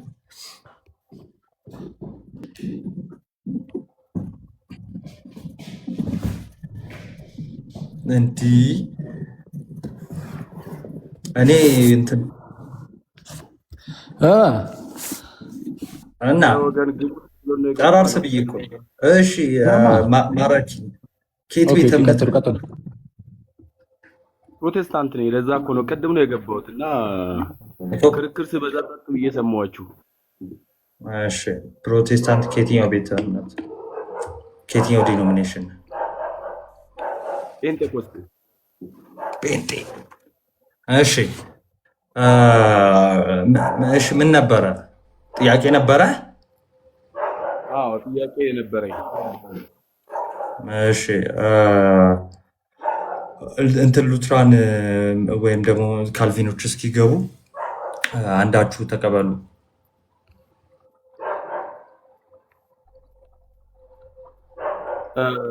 ጥያቄ ማንሳት እችላለሁ? ልቀጥል?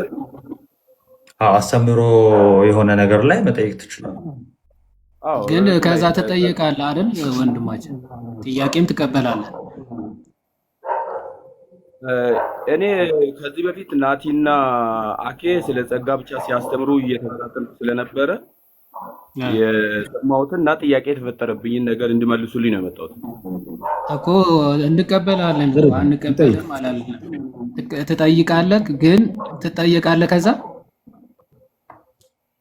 የማውቀው ከሆነ ለምን አልጠየቅም? የማላውቀው ከሆነ ያው አላውቀውም ብዬ እንትን እላለሁ።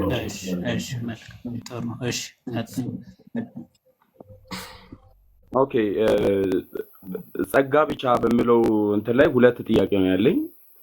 የመጀመሪያው ጥያቄ ጸጋ ብቻ በሚለው ርዕስ ላይ ከዛ በፊት ስለ ነፃ ፈቃድ ከሱ ጋር የተያያዘ ኮንሰፕት ስለሆነ አዳም ከመውደቁ በፊት እና በኋላ የነበረው ፈቃድ አንድ አይነት ነው ወይ ተመሳሳይ ነው ወይ የሚል ጥያቄ ነበር የመጀመሪያ። ቀጥልበት ወይስ ተመልሶ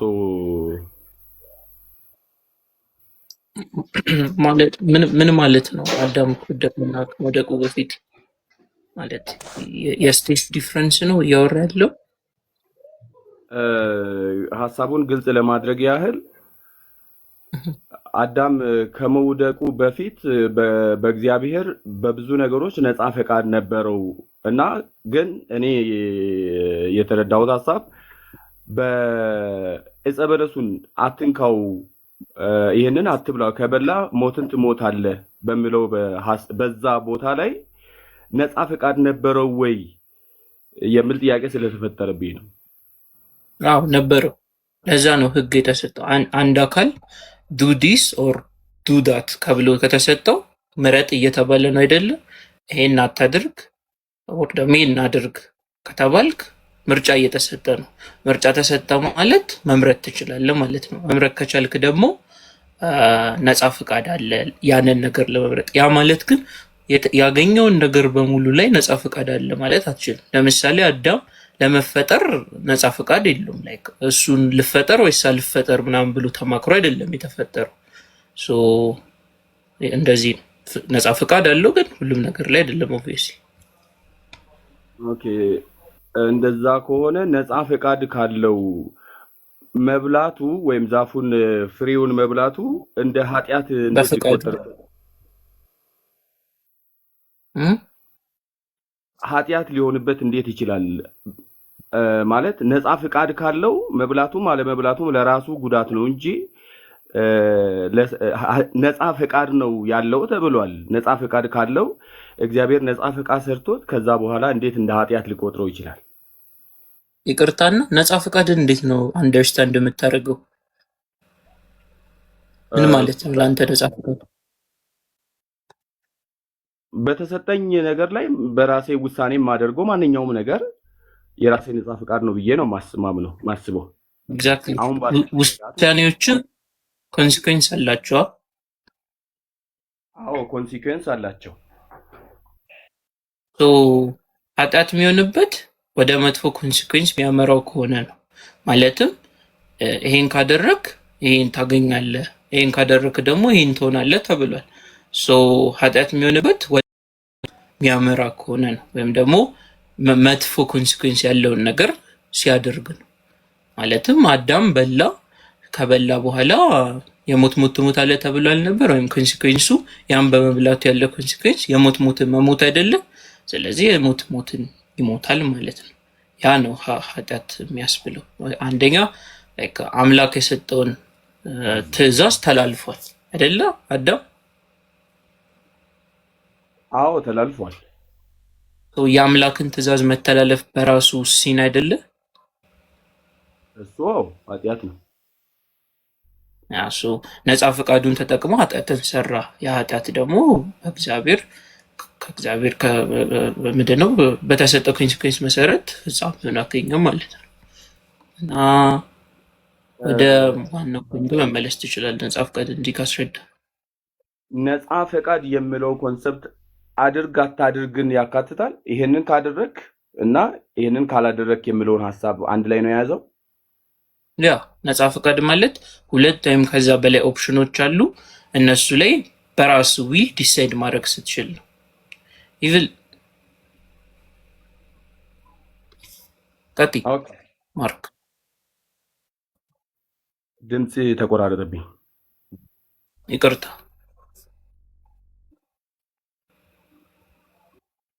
ኦኬ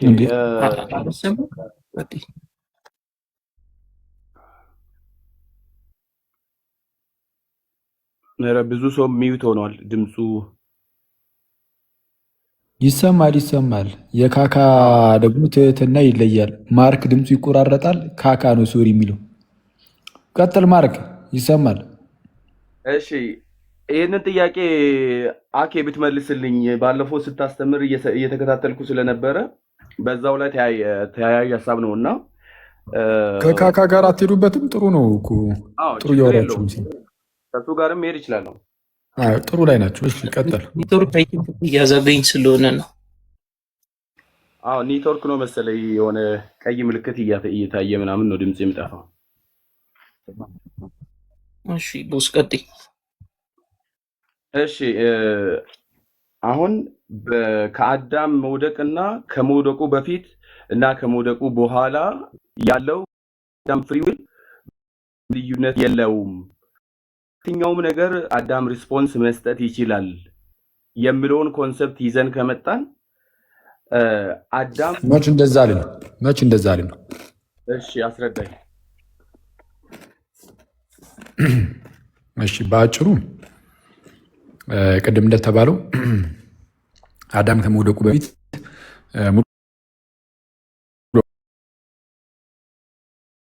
እንደ አስፈላጊነቱ ከሁለት በላይም ሊሆን ይችላል።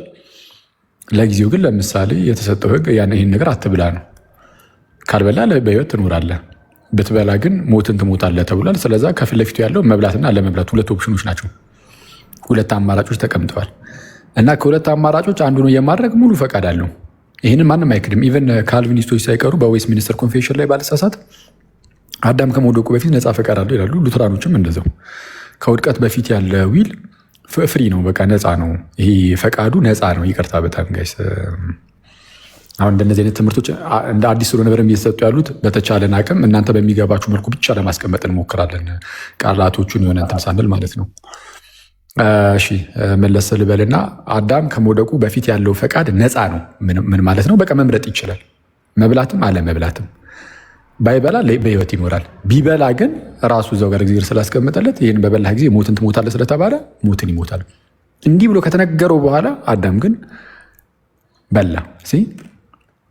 ስለዚህም ኃጢአትን አደረገ። ሮሜ 6:23 ላይ እንደተቀመጠው የኃጢአት ደመወዙ ደግሞ ምንድን ይላል? ሞት ነው ይላል። የኃጢአት ዌጁ ወይም ደመወዙ ሞት ነው። ስለዛ በኃጢአቱ ሞትን ገዛ። ከዛ በኋላ ያለው ነፃ ፈቃድስ እንዴት ነው ከተባለ የስ ነፃ ፈቃድ አለው። አሁንም አዳም ከወደቀ በኋላ ነፃ ፈቃድ አለ። ግን ያ ነፃ ፈቃድ ግን የደከመ ነው፣ ደካማ ነው፣ ለኃጢአት ያዘነበለ ነው። በፊት የእግዚአብሔር ረድኤት የእግዚአብሔር ጸጋው በደንብ አለ አዳም ጋር። ከውድቀት በኋላ ግን ልክ እንደ በፊቱ ያለ ህብረት የለውም ከእግዚአብሔር ጋር። የእግዚአብሔር እርዳታ በጣም ያነሰበት ሰው ወደ ኃጢአት በጣም በቀላሉ ያዘነብላል። ስለዚህ ያ ሲክነሱ ኢልነሱ አለ፣ ያህመሙ ማለት ነው። ፈቃዳችን ላይ ምንም አይነት ጉዳት አልደረሰም እያለን አይደለም። ማለት ግን በጎ ነገርን በፍጹም መምረጥ አይችሉም ማለት እንደዛ ማለት ነው እያልኩኝ አይደለም። ግን ወደዛ ያዘነበሉ ናቸው ነው ያዘነ ወደ ኃጢአቱ ወደ ምኑ ያዘነበሉ ሆነዋል። ስለዛ ፈቃዳቸው ታሟል። ስለዛ ታዲያ በአዲስ ኪዳን እንዴት ነው ሰው እንዲያምን ምንድን ነው ማድረግ ያለበት? አሁን ቅድምም ከነበርክም እምነት እንዴት ነው የእግዚአብሔር ስጦታ ነው ወይስ ሰዎች ማመን ይችላሉ ምናምን የሚለው ጉዳይ ላይ እኛ አክቹዋሊ እምነት ስጦታ ነው ወይ የሚለውን ምንም እኛ ቃሉ አይከብደንም። ምንም ቅዱስ ዮሐንስ አፈወርቅም ብሏል፣ ራሱ ጳውሎስም ብሏል። ጳውሎስ ያለውን ደግሞ ቅዱስ ዮሐንስ አፈወርቅ አብራርቶታል። ስለዚ እምነት የኛ የሆነ አሰላስለን ምናምን የምናገኘው ጉዳይ ብቻ አይደለም። በእኛ በፈቃዳችን ብቻ የሚመጣ ነገር አይደለም። እኛ እምነትን እንደዛ እናየው። እምነት ያለ እግዚአብሔር ጸጋ በፈቃዳችን ብቻ። አዎ ፈቃዱ እኮ አለን፣ የማመን ነፃ ፈቃዱ አለን። ስቲል ግን ቀደም እንዳልኩ ወደ ኃጢአት የሚያዘነብል ነፃ ፈቃድ የታመመ ነው ምናምን እና ፈቃዳችን አዎ ፈቃዱ እኮ አለ፣ ግን የእግዚአብሔር እገዛ ግን ያስፈልገናል። ይህ የእግዚአብሔር እገዛ ደግሞ ለሁሉም ሰው ነው። ስለዚህ ለሁሉም ሰው የተገለጠ የእግዚአብሔር ጸጋ አለ፣ የእግዚአብሔር እገዛው አለ። እግዚአብሔር ይረዳሃል፣ ያግዛሃል። ምን እንድትል? እምነት እንድታገኝ ወይም እምነት ውስጥህ እንዲኖር። ኦኬ። ስለዚህ የማመን ካፓሲቲውን ይሰጣል፣ የማመን አቅሙን ይሰጣል፣ የማመን አቅሙን ይሰጣል። አንተም ግን ፈቃደኛ ሆነ ይህን ደግሞ መተባበር አለብህ። አንተ ደግሞ ምን ታደርጋለህ? ታምናለህ። አየህ፣ አክት ኦፍ ብሊቪንጉ ወይም አክት ኦፍ ፌዙ አብሮ ይመጣል። ይሄ የማመኑ እና ያለ እግዚአብሔር እርዳታ ምንም ነገር አናደርግም። እኛ እዚህ ላይ ሊታወቅ ይገባል። እኔ ቅድምን በጣም በተደጋጋሚ ስላችሁ ነበረ። አሁንም በድጋሚ የምነግራችሁ ነገር ሁሌም ቢሆን ያለ እግዚአብሔር እርዳታ ምንም ማድረግ አንችልም፣ ግን ፈቃዳችን ግን አለ ብለን አስረግጠን እናገራለን። ስለዚህ ሁለቱንም ነው እኛ የምንይዘው፣ የእግዚአብሔርን ጸጋ ደግሞ የእኛን ፈቃድም ጭምር። ሙሉ በሙሉ ድህነቱ ከእኛ አይደለም። ሙሉ በሙሉ 100% 99% አይደለም፣ 100% ድህነት ከጸጋ ነው፣ ከእግዚአብሔር ነው። 100% እኔ እንዳትረሱ፣ ድህነት ከእግዚአብሔር ነው ስንል 99.9% ከእግዚአብሔር፣ 0.1% ደግሞ ከኛ አንልም። 100% ከእግዚአብሔር በጸጋ ከእግዚአብሔር በጸጋው። እኛ ጋር ደግሞ ምንድነን? ድህነት ከእኛ ሳይሆን ድህነትን ተቀባይ ነን። እኛ ሪሲቨር ነን። እሺ፣ እኛ ተቀባይ ነን እንጂ ድህነትን ፈጣሪ ጸጋን ፈጣሪ አይደለንም። ድህነት ከእግዚአብሔር የሚያድን እግዚአብሔር የሚያድነው በጸጋ፣ እኛ ተቀባይ እንደዛ። ስለዛ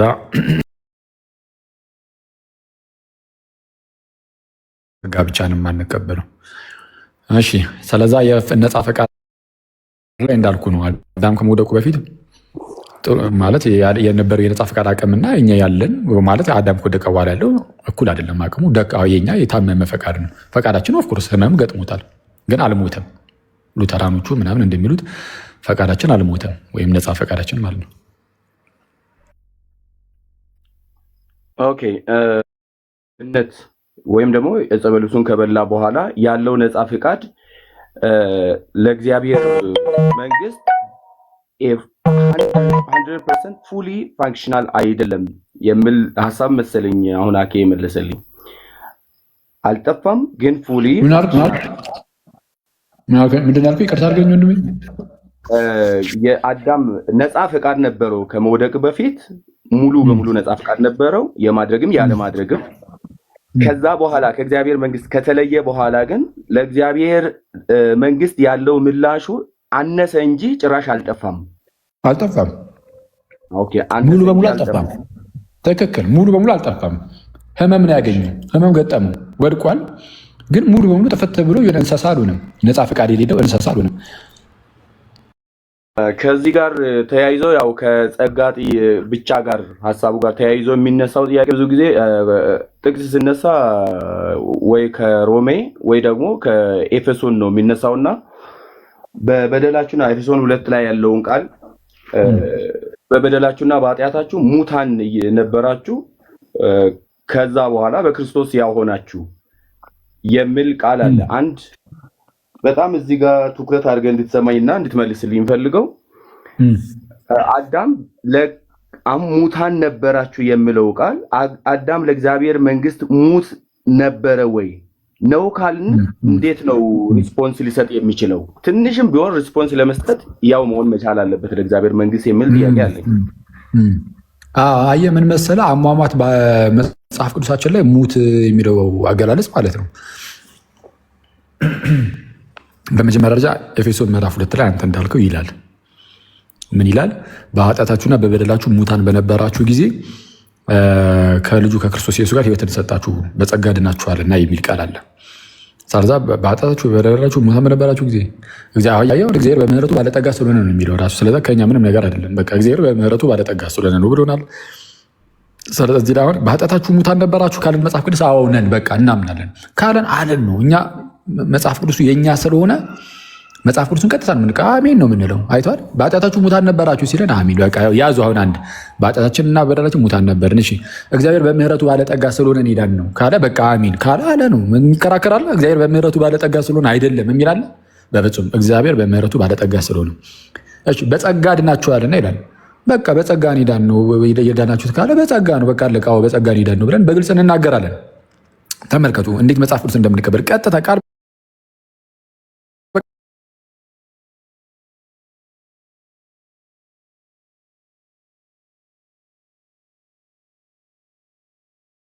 ይሄን ነው ማንቀበል። ይሄኛው መጽሐፍ ቅዱስ ላይ የለም። እናንተ ግን መቀበል አትችሉም የሚል የለም። ይልቁንም አሁን አንተ እዛ ያነበብከው ጋር ማለት ነው ዝቅ ብለህ ቁጥር 8 ላይ አንብበው አለ መጽሐፍ ቅዱስ እጅ ላይ አለ። ዝቅ በልና ቁጥር 8 ላይ አንብበው። እሺ ጸጋ በእምነት አድኗቸዋልና ይህም የእግዚአብሔር ስጦታ ነው እንጂ ከእናንተ አይደለም ይላል። ማንም እንዳይመካ ከምን አይደለም? ከስራው አይደለም። ጸጋው በምንድን ያዳናችኋል? በእምነት። ከላይ ሙታን በነበራችሁ ጊዜ በጸጋው ድናችኋል አለን አይደል? ሙት የነበረው ሰውዬ በጸጋ ነው የዳነው። ያ ሙት የነበረው ሰውዬ በጸጋ ሲድን ግን በምንድን ነው በጸጋ የዳነው? ጸጋው በምንድን ያዳነው? ሙቱን ሰውዬ ጸጋው በምንድን ያዳነው? በእምነት ነው አድኗችኋል ያለው። አየህ፣ ያ የሞተው ሰውዬ በጸጋው ለመዳን ምን ማድረግ አለበት? ኦኬ ማመን አለበት ነው አይደለም? እኔ አይደለም እኮ ጳውሎስን እያለ ያለው። ስለዛ እዚህ ጋር እምነትን እንደ ጸጋ መቀበያ አድርጎት አስቀምጦታል። አላስቀምጠውም? አዎ አስቀምጦታል። እምነት ጸጋ መቀበያ ከሆነ ስለዛ ጸጋውን ለመቀበል ገና ከጀምሩ አስቀድሞ እምነት ያስፈልጋል አያስፈልግም? ድገምልኝ እስኪ። ጸጋውን ለመቀበል ማለት ነው። ጸጋውን የምንቀበለው በእምነት ከሆነ ስለዛ አስቀድመን ማመን አለብን የለብንም? ጸጋውን ለመቀበል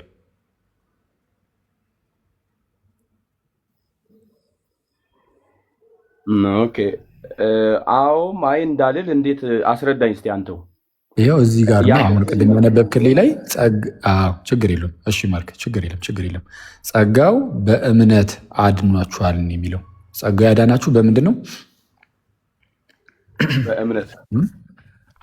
በእምነት። ስለዛ እምነትን እዚህ ጋር የጸጋ መቀበያ መንገድ አድርጎታል አላደረገውም? ይቅርታ አድርግልኝና እሱን እንድታብራራልኝ ነው የፈለግኩት እኔ ራሴ እኩስ ምኑ ይበራራል? ያው እምነት ጸጋ የምንቀበልበት ድሉ ስጡኝ ሲለኔ ከኔ ጋር እናውራስ አቅም ወሬ ሳይሆን ጥያቄ እየጠየኩ ነው። ፕሊስ በጣም ጠብቄ ያገኘሁት እድል ስለሆነ እንዳትገቡ። ማርክ ችግር የለውም። አንተ ነህ መቀጥለው። ይሄ ማን ነው? ቆራሌ ነው ምንድን ነው የሚለው? ካልወራው እንደዚህ አይገባም። ጌታ ሆይ እንዴ አቅም ያለው ሰው አይባልም እኮ ቀስ ተብሎ ነው መነጋገር እንዴ እንዲህ አይደረግም። ቆይ ቀስ ተብሎ እንደ ወንድማማቾች ምናምን ነው ማውራት እንጂ እንደዚህ አይባልም። ተረጋጋ። ከዛ በኋላ እሱ ሲጨርስ ደግሞ በትህትና ነው የምናወራው። እሺ እንዳትረብሽን ፕሊዝ። በዚህ ጉዳይ ላይ በጸጋ ዙሪያ ላይ እውቀቱ ስላለኝ ነው ከኔ ጋር ጥሩ ነው። እግዚአብሔር ይባርክልህ። ጥሩ እውቀት ከሆነ ያለ እግዚአብሔር ይባርክልህ ያለህን። ስለዚህ አንድ ይጠብቀን እናውራ። ፖለቲካውን ትተህ ሰው ሚዩት ሳያረግ ዝም ብለህ እየከፈትካት ፖለቲካ ነው። ምን አልከኝ? ፖለቲካ ቆይ አንዴ እንትን የሚረብሽ ከሆነ ምንም ሀሳብ ሳሰጡት ዝም ብላችሁ ታች አድርጉት፣ እንዳይረበሽ ማለት ነው፣ እንዳይበጠበጥ። ወደ ማርክ ልለፍና አውርዱት ጋይስ እና ከዛ በኋላ እንትን ይበል። ከዛ ተመልሶ ይምጣ። ተመልሰህ ትመጣለህ ወንድም ይቅርታ፣ ቀስ ብለህ ትመጣለህ። አንዴ እዚህ አውርተን ስንጨርስ ከዛ ደግሞ አንተ ትገባለህ። አሁን እንትን እያልክ ስለሆነ ይቅርታ በጣም እሺ። ወደ ማርክ እንለፍና እሺ ዲያቆን ተአምር እኮ ነው። እሺ ማርክ ምንድን ነው እያልኩ ያሉት ጸጋው በእምነት አድኗችኋል ስለሚል ጸጋው ያዳንን ገና ከጅምሩ በእምነት ነው ካለ ጸጋው ምንድነው? እምነት ጸጋውን ለመቀበል እዚህ ጋር እንደ ኢንስትሩመንት እንደ መሳሪያ ሆኖ ተቀምጧል አልተቀመጠም? ወይም ደግሞ ጸጋውን የተቀበልንበት መንገድ ሆኖ ተቀምጧል አልተቀመጠም? እምነት ጸጋው ያዳንን በእምነት ነው ስለሚል እኔ አሁን አኬ ያጣውጉት ጉልበት እሱን ነው ማለትና አይ እንዳልል የሚያስብል ነገር ስጠኝ ነው ያልኩ። ማለት እንዴት አይደለም? አይ የሚያስብል ምን ነገር አለው? ጸጋው እኮ በእምነት እያለህ እኮ ነው። እኔ እኮ አይደለሁም ጳውሎስ እኮ ነው ያለህ። ጸጋው ያዳናችሁ በእምነት ነው እያለህ ነው። እሺ አዎ ብዬ ተቀበልኩ። አዎ እንደዚህ ተሰጥቶ አዎ እንዴ ታዲያ ግልጽ አይደለም እንዴ? ቆይ ጸጋው በእምነት እኮ ነው ያለ። ጸጋው ያለ እምነት ቢል ኖሮ ቆይ እንደዚህ እናደርገዋ። ጸጋው ያለ እምነት አድኗችኋል ቢል ካንተ እምነት ሳይጠበቅ እንዲሁ ጸጋው አድኗችኋል ማለት ነው አይደለም? ምንም እምነትም ካንተ ሳይጠበቅ ጸጋው ያለ እምነት ቢል ልክ ነው። እሺ በተቃራኒው ደግሞ ጸጋው በእምነት ብልስ ጸጋው በእምነት አድኗችኋል ቢል ኦኬ ከኔ እምነት ይጠበቅብኛል ማለት ነው። ትክክል። እሱ ነው የምልህ። አሁን ከላይ አሁን ቅድም አንተ የጠቀስከው ክፍል ላይ እዚሁ ይሄ ነው እንግዲህ ኤፌሶን ምዕራፍ 2 አይደል ያልከኝ? በኃጢአታችሁና በበደላችሁ ሙታን በነበራችሁ ጊዜ ብሎ የተናገረበት ክፍል ላይ እዛው ጋር ከክርስቶስ ጋር ሕይወትን ሰጣችሁ በጸጋ ድናችኋልን ይለን። በጸጋ ድናችኋል የተባሉት ሙታን ናቸው። ወይም ሙታን የነበርነው እኛ በጸጋ እንደዳንን ይነገረን። ሙታን የነበሩት እነርሱ በጸጋ ዳኑ። ግን ያ ጸጋ ግን እነዛን ሙታኖቹን እንኳን ያዳናቸው በእምነት ነው። ስለዛ ያ የሞተው ሰው ማመን ይችላል ማለት ነው።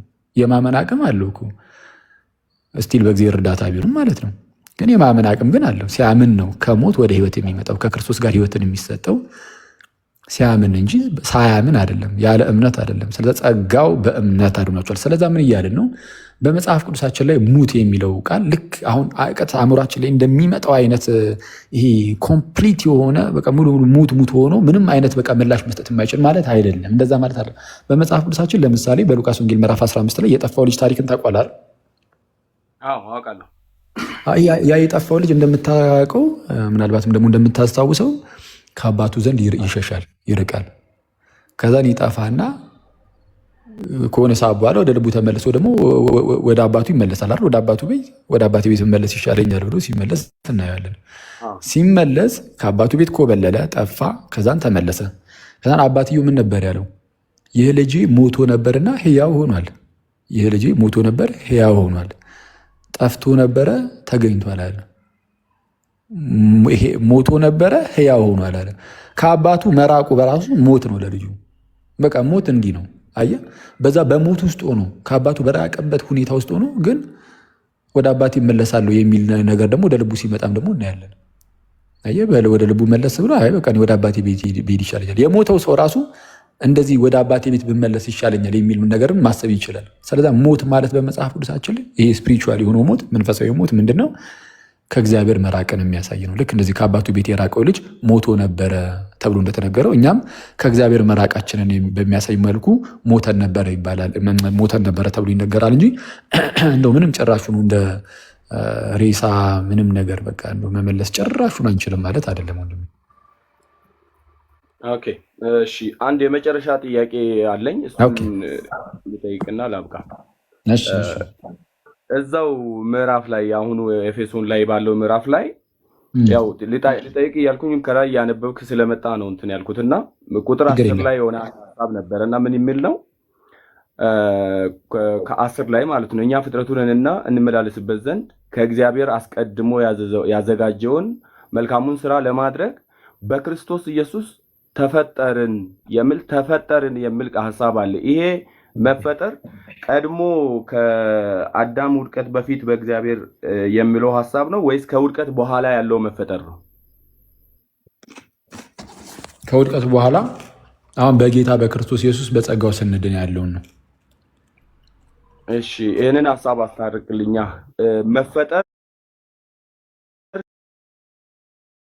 መፈጠርን ካለ አልነበርንም እያለ ነው። አልነበርንም ማለት የኛው ፍጥረት ምን መሰለ? ኤግዚስት የማያደርግ አካል ወደ ኤግዚስተንስ ሲመጣ ወይም ደግሞ ይቅርታ ጭራሽ ያልነበረ ነገር ወደ መኖር ሲመጣ ሳይሆን እንደ አዲስ መፈጠር፣ ዳግም መወለድ፣ አዲሱን ሰው መልበስ እንደዚህ እያለ መጽሐፍ ቅዱስ የሚገልጻቸው ምንድነው? መታደስን ነው። በሐዲስ ኪዳን መጽሐፋችን ላይ እንደ አዲስ መፈጠር ማለት መታደስ ነው። ልክ እንዴት መሰለህ? ለምሳሌ መዝሙረኛው ዳዊት ምን ይላል? በመዝሙር 50 ላይ ወይም በአንተ ቢያስኮ ደግሞ መዝሙር 51 ወይም ስልኮቻችሁ ላይ ቢያዛችሁት ማለት ነው። አቤቱ ንጹሕ ልብን ፍጠርልኝ ይላል። ታውቃለህ አይደል? ይህንን ክፍል ንጹሕ ልብን ፍጠርልኝ ሲል በቃ ይሄ አስቀድሞ የነበረው ልብ ከውስጡ ወጥቶ ይጣልና ሌላ አዲስ ልብ ይገጠምለታል ሳይሆን ያለውን ልብ እሱን ግን አድስልኝ ነው አይደለም? የቀናውንም መንፈስን በውስጤ አድስ ይላል እዛ ጋር እና መታደስን የሚያሳይ ነው። አሁን ይሄ መፈጠር የሚለው ስፒሪቹዋሊ ስንመለከተው፣ በመንፈሳዊ ነገር ስንመለከተው ምንድነው? መታደስን የሚያሳይ ነው። መታደስን፣ ዳግም መወለድን፣ አየህ የእግዚአብሔር ልጅ መሆንን ሰው ከውሃና ከመንፈስ ካልተወለደ በቀር ተብሎ እንደተነገረ ማለት ነው። ወይም ደግሞ አይ ቲንክ ካልተሳሳትኩኝ ቆላሲስ ላይ አዲሱን ሰው ልበሱት ተብሎ እንደተነገረው እና ከዛ አንጻር የሚታይ ነው። ወይም በቲቶ ምዕራፍ 3 ቁጥር 5 ላይ ለአዲስ ልደት በሚሆነው መታጠብና በመንፈስ ቅዱስ መታደስ አዳነን እንጂ በእኛ በነበረው ስራ አይደለም ተብሎ እንደተነገረው ለአዲስ ልደት በሚሆነው መታጠብ። ለምን? ለአዲስ ልደት በሚሆነው አየህ፣ ዳግም ውልደት አዲስ ልደት ነው ይሄኛው። ለአዲስ ልደት በሚሆነው መታጠብ ጥምቀት ማለት ነው። በእርሱና ቀጠል አድርጎ ደግሞ በመንፈስ ቅዱስ በመታደስ አዳነን። አድሱን ነው አሁን የመታደስ ስራ ነው። እንደዛ ነው ወንድሜ። እሺ በጣም አመሰግናለሁ። ምንም አይደለች። እሺ ማርከሽ አሁን ያኛ ወንድም ከመጣ አስገቡትና ልታወሩ ትችላላችሁ። እኔ እዚህ ጋር አራት ልጨርስ። ይቅርታ ማርካን ካለ አጠያይቅህ በጣም ደስ ስለሚልና በትህትና ስለምትጠይቅ አኬ ሲያብራራልህ በነበረው ነገር ላይ ምናልባት ተጨማሪ እንዲሆንህ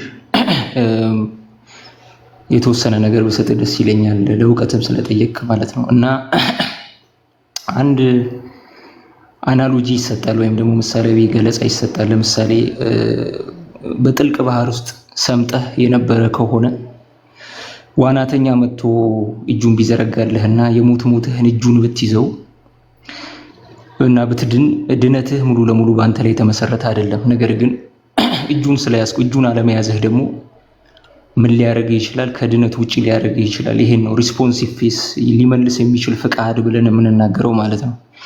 ኢንኮንትራስት የማይመልስ ፈቃዱ ሙሉ ለሙሉ የሞተና መልስ ሊሰጥ ነው የማይችል ነው የሚለው እምነት ግን ምናልባት አንድ ቃልን የእናንተ አብረን ብናነብ አስቀደመ ከያዝከው እምነት ጋር ወይም ደግሞ ይሄ ሊመልስ የማይችል ወይ መልስ ሊሰጥ የማይችል ሙሉ ለሙሉ የሞተ እምነት ነው የሚለውን ሙሉ ለሙሉ ሊያርቅ የሚችል የመጽሐፍ ቅዱስ ቃል አለ። እሱ ላንብብልህና እንትን እንላለን።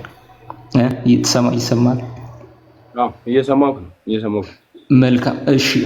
የሐዋርያት ሥራ ምዕራፍ 13 ከቁጥር 46 ጀምሮ እንደዚህ ይላል።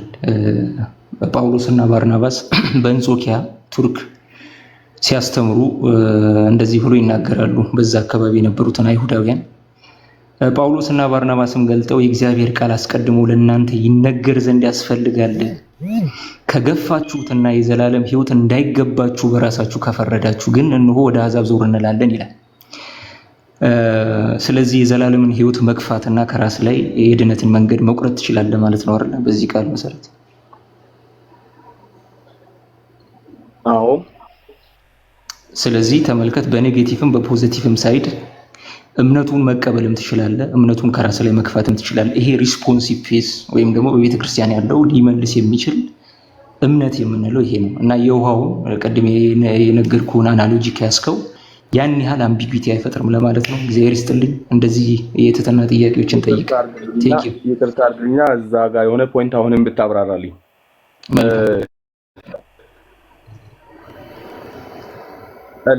ለማን ነበር እነሱ እያስተማሩ የነበሩት? እና ወደ አሕዛብ ዞር እንላለን ስል ሁለት ግሩፖችን ፈጠረ። እዚህ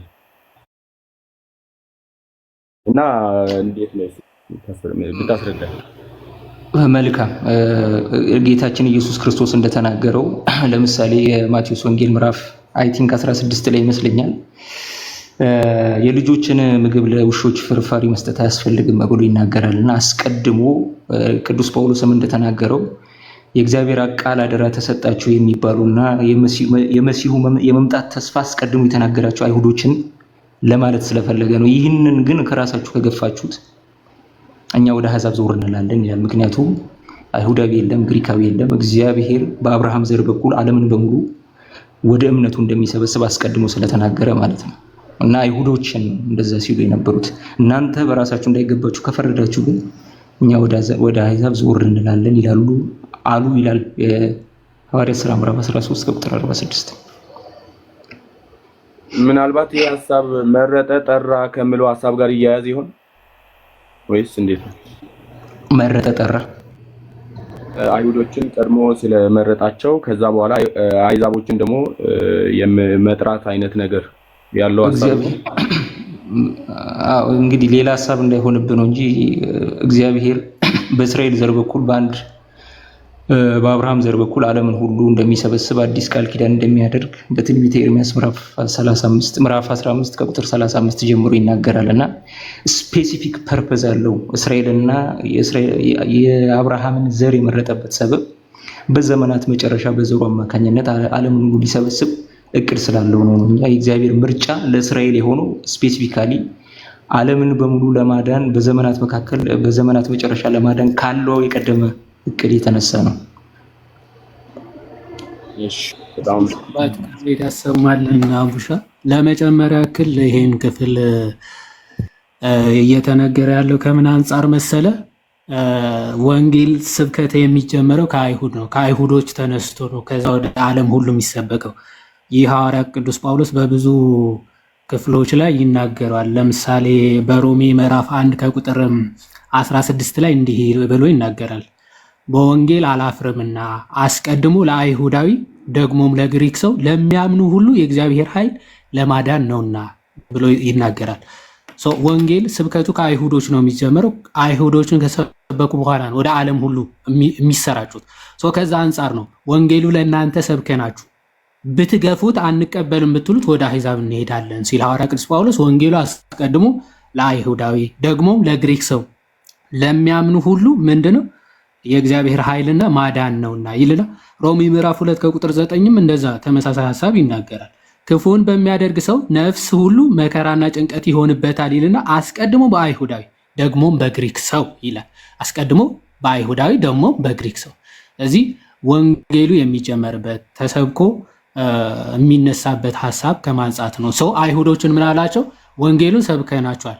ወንጌሉን ብትገፉት ግን ወዴት እንሄዳለን? ወደ አሕዛብ ደግሞ እንሄዳለን ብሎ ሐሳቡን ከዛ አንጻር ነው የተናገረው ማለት ነው። ምናልባት ግልጽ ከሆነ እሺ፣ ግልጽ ነው። አመሰግናለሁ ጥያቄዎችን ስለመለሳችሁልኝ። እግዚአብሔር ያክብርልኝ። ሰላም ደሩ። ማርካን ቅርታ ሳትወጣ ኧረ ልጁን ፊት እንዳታሰሩ ቃል እሺ አንቺ ለመጨመር አይደለም። በነገራችን ላይ ከዛ ከማርካም በፊት ካልወራው ያው ኢንቫይት አድርጌያለሁ። እምቢ ብሎ ጎንደሬው ከታች እየጻፍክ ነው። አንዴም ሁለቴም ኢንቫይት አድርጌያለሁ። ዲክላይን አድርጎ ነው የወጣው። እንግዲህ ምንም ማድረግ አይቻልም። ለማንኛውም ማርካን ስነ ምግባሪ ደስ ስላለ እንደዚህ ስጠይቅ ምናምን ግን የት ቤተ እምነት ነው ለመናገር ብትለይና ከሚድኑት ውስጥ ጌታ ደግሞ ረድቶ ወደዚች ቤተክርስቲያን ብትቀላቀለንም ደስ ይለናል። ብትጠይቅም ሞር ጥያቄዎችን ማለት ነው።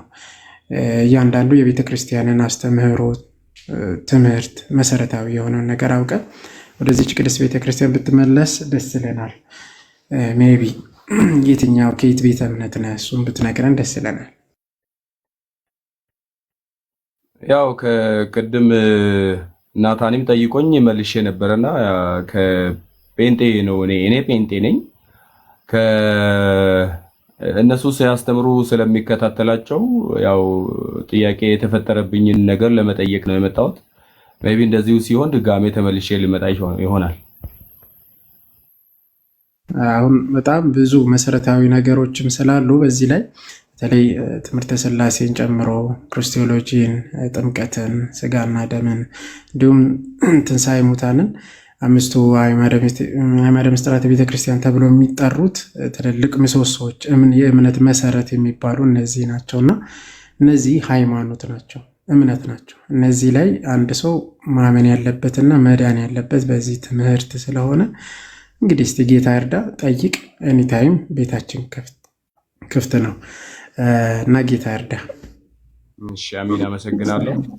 መልካም አዳር ይሁንላችሁ። ሰላም ይሁን። አሜን። እሺ፣ ሰላም ደ ኦኬ። እሺ፣ ኦንሊሚ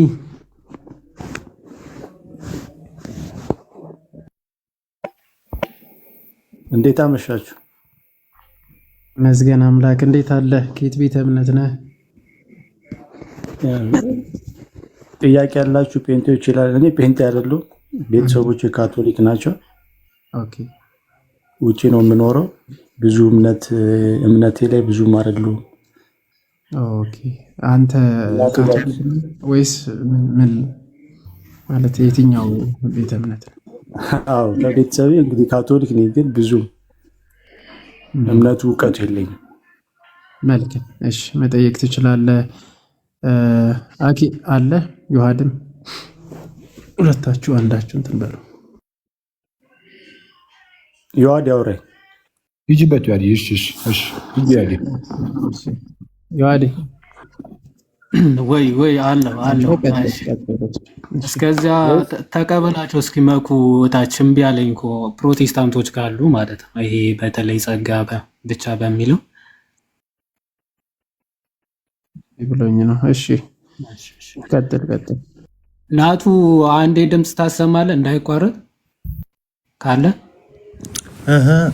ሰዎች እንደ አኬ ኩል ብላ ብዬ ነው።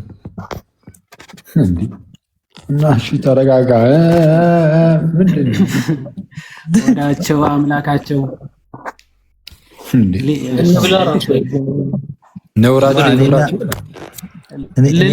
ነውራቸው በክብራቸው ልነበረ ቃሉ ነው የሚለው ምን አረካ አንተ? ወዳቸው አምላካቸው ያልኩት እናንተን ነበረ። ማናቸው እናንተ? ናቱ ነው እሳቸው ሁለታችሁ አይደለም እኔና አንተ።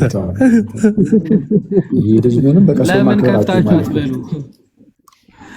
አንጀታችንን በላችሁት እኮ። አኬ ምን ቀረው? እስቲ ንግግር አኬ እንዳለ አባስቶ መስራት ጀመረ። እሺ ወንድማችን ቀጥል።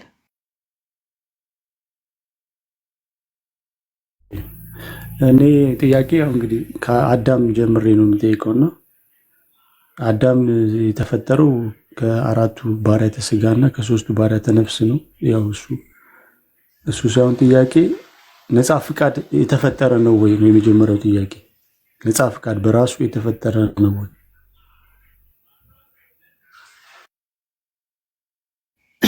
ኦኬ፣ ነፃ ፈቃድ ራሱ የተፈጠረ ነው ማለት አሁን ኤግዚስቲንግ ቢንግ አይደለም። ነፃ ፈቃድ ማለት የሆነ ራሽናል ቢንግ ወይም ደግሞ የሆነ ኤግዚስቲንግ ቢንግ አይደለም። ነፃ ፈቃድ ማለት አንድ አካል ወይም ደግሞ አንድ ፐርሰን የማድረግም ያለማድረግም ነፃነት ሲኖረው ማለት ነው። ፈቃድ ሲኖረው አሁን መላእክት ሰዎችን ይሄንን ፈቃድ አላቸው ተብሎ ይታመናል ማለት የፈቅደው አመዛዝ ነው። አስቦ ራሽናል ቢንግ መሆን ማለት ነው። አስቦ አመዛዝ ነው። ይሄ ይጠቅማል፣ ይሄ አይጠቅምም፣ ይሄን ባደርግ ይሄ ይጠቅመኛል፣ ይሄን ባላደርግ ግን አይጠቅመኝም ብሎ አመዛዝ ነው። ማድረግና አለማድረግ ነው ነፃ ፈቃድ ነው። ሶ የሆነ ቢንግ አይደለም፣ ወይም ደግሞ አካል ግዘፍ ምናምን ያለው ነገር አይደለም። ሶ ፍጡር ነው ወይስ ፍጡር አይደለም ማለት እንዴት ማለት ከምን አንፃር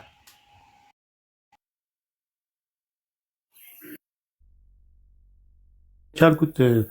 ነፃ ፍቃድ የተፈጠረ ወይም ያልተፈጠረ ከሆነ እንዳለ ነፃ ፍቃድ እንዳለን በምንድን ነው ልናቅ የምንችለው? ያንን አንድ ላይ አድርገህ ብታስረዳኝ። ነፃ ፍቃድ በራሱ ኦኬ። አሁን የሰው ልጅ ነፃ ፈቃድ እንዳለው በምንድነው ማወቅ የሚችለው?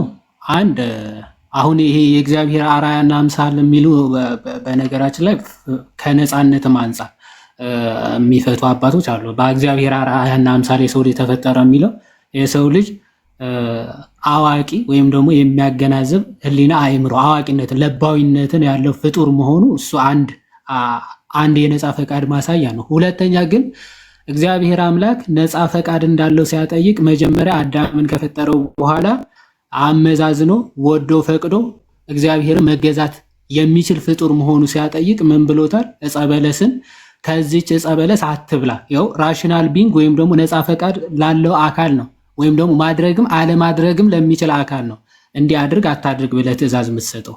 እግዚአብሔር አምላክ ሰውን ከፈጠረ በኋላ ምን ብሎታል? ዕፀ በለስን ወይም ደግሞ ያችን ፍሬን አትብላ አለውና ብትበላ ምን ታገኛ? ሞትን ትሞታለህ።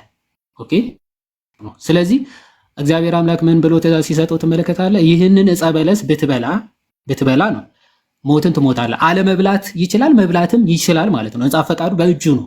ፈቅዶ መብላትም ፈቅዶ አለመብላትም ይችላል ማለት ነው። የሆነ ተገዶ ወይም ደግሞ አሁን ኢራሽናል የሆኑ ነገሮች አገናዝቦ ይሄ አድርጉ ይሄ አታድርጉ ተብሎ ትእዛዝ አይሰጣቸውም። እንስሳት፣ እጽዋት ምናምን እነዚህ አይነት አካላት ነፃ ፈቃድ ያላቸው ስላልሆኑ እንዲህ አድርጉ እንዲህ አታድርጉ ተብሎ ትእዛዝ ሊሰጣቸው አይችልም። ምክንያቱም ማገናዘብ ማሰብ ስለማይችሉ ነፃ ፈቃድ ያላቸው ስላልሆኑ። የሰው ልጅ ግን ማሰብ፣ ማገናዘብ፣ ለባዊነት፣ አዋቂነትን ቃላቱ ያዘሉት ሀሳብ ምንድን ነው የሚለው ነው። እኛ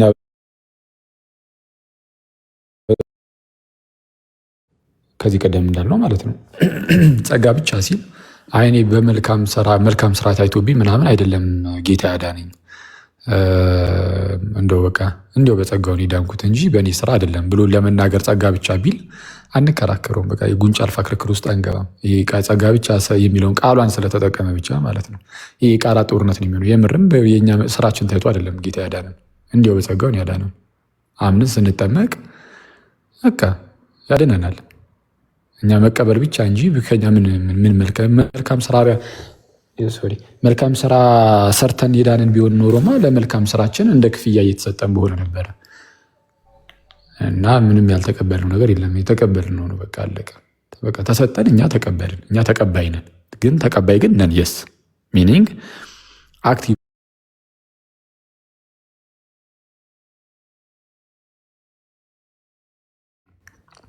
እና ለምሳሌ ይህንን ለማሴት ቅድም እንዳልኩ ይሄ በእኔ በስራ አይደለም የሚዳንኩት ለማለት አንድ ሰው ጸጋ ብቻ ቢል እሱ አያጨቃጭቅም።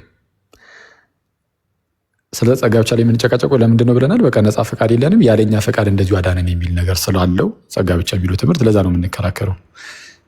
አሁንም እምነት የእግዚአብሔር ስጦታ ነው ሲባልም ምን እየተባለ ነው? ያለ እግዚአብሔር እርዳታ ማመን አልችልም ለማለት ፈልገ ከሆነ ይከንጎ በዘት ከቃሉ ጋር ችግር የለብንም። በቃ ማለት ከቃሉ ጋር በዛው ልትሄድበት ትችላለህ። ያን ያህል ችግር የለብንም። በጌታ እርዳታ አመንኩኝ ለማለት ከሆነ ሚኒንግ የሰኔ ነፃ ፈቃድ አለኝ። ጭራሹ ነው ምንም የማመን አቅሙ ሙሉ በሙሉ ጠፍቶ እኔ ውስጥ ጠፍቶ ዝም ብሎ ብቻ እምነት እየሰጠኝ ምናምን ሳይሆን እያልክ ያለው ይልቁንም ግን አዎ የማመን ነፃ ፈቃድ አለኝ፣ ግን እንደዛም ቢሆንም ግን ያለ እግዚአብሔር እርዳታ አላምን እያልክ ከሆነ ችግር የለውም። እሱ ጤናማ ነው። ወይም ደግሞ ልክ ቅዱስ ዮሐንስ አፈወርቅ እንደሚናገረው ገና ከጅምሩ ለማመን ራሱ መስማት አለብህ። መስማትም ደግሞ በእግዚአብሔር ቃል ነው ብሏል። እምነት ከመስማት ነው፣ መስማትም በእግዚአብሔር ቃል ነው ይላል። እምነት ከመስማት የሚነሳ ነው ብሎናል። ከመስማት የምንሰማው እኛ ነን። የምንሰማው እኛ ነን። ከምንሰማው ከዛ ነገር ደግሞ እምነት አለ፣ እምነት ይመጣል። እምነት ከመስማት ነው።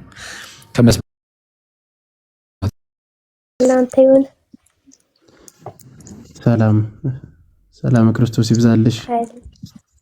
እሺ ከየት ቤተ እምነት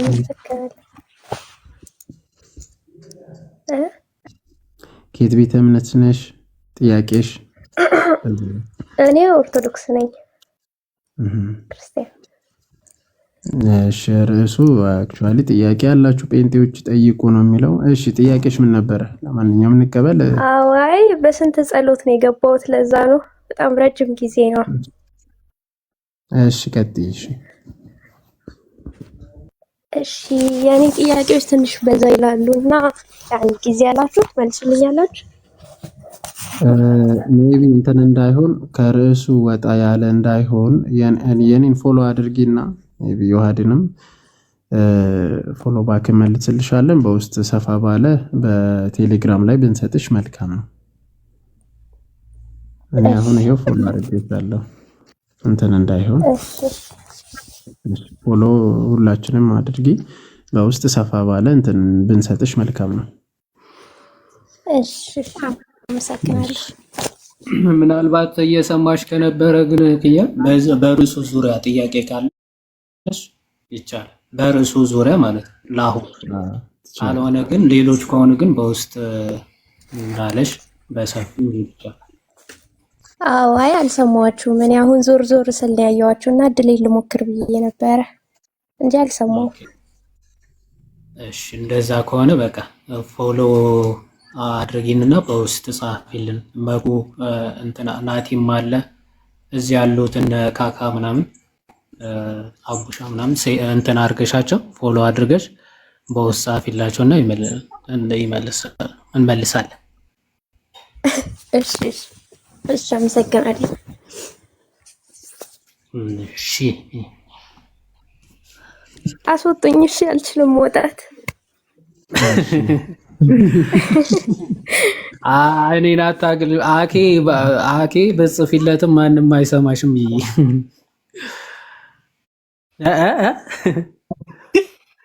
But the Lord stays us free from all sins.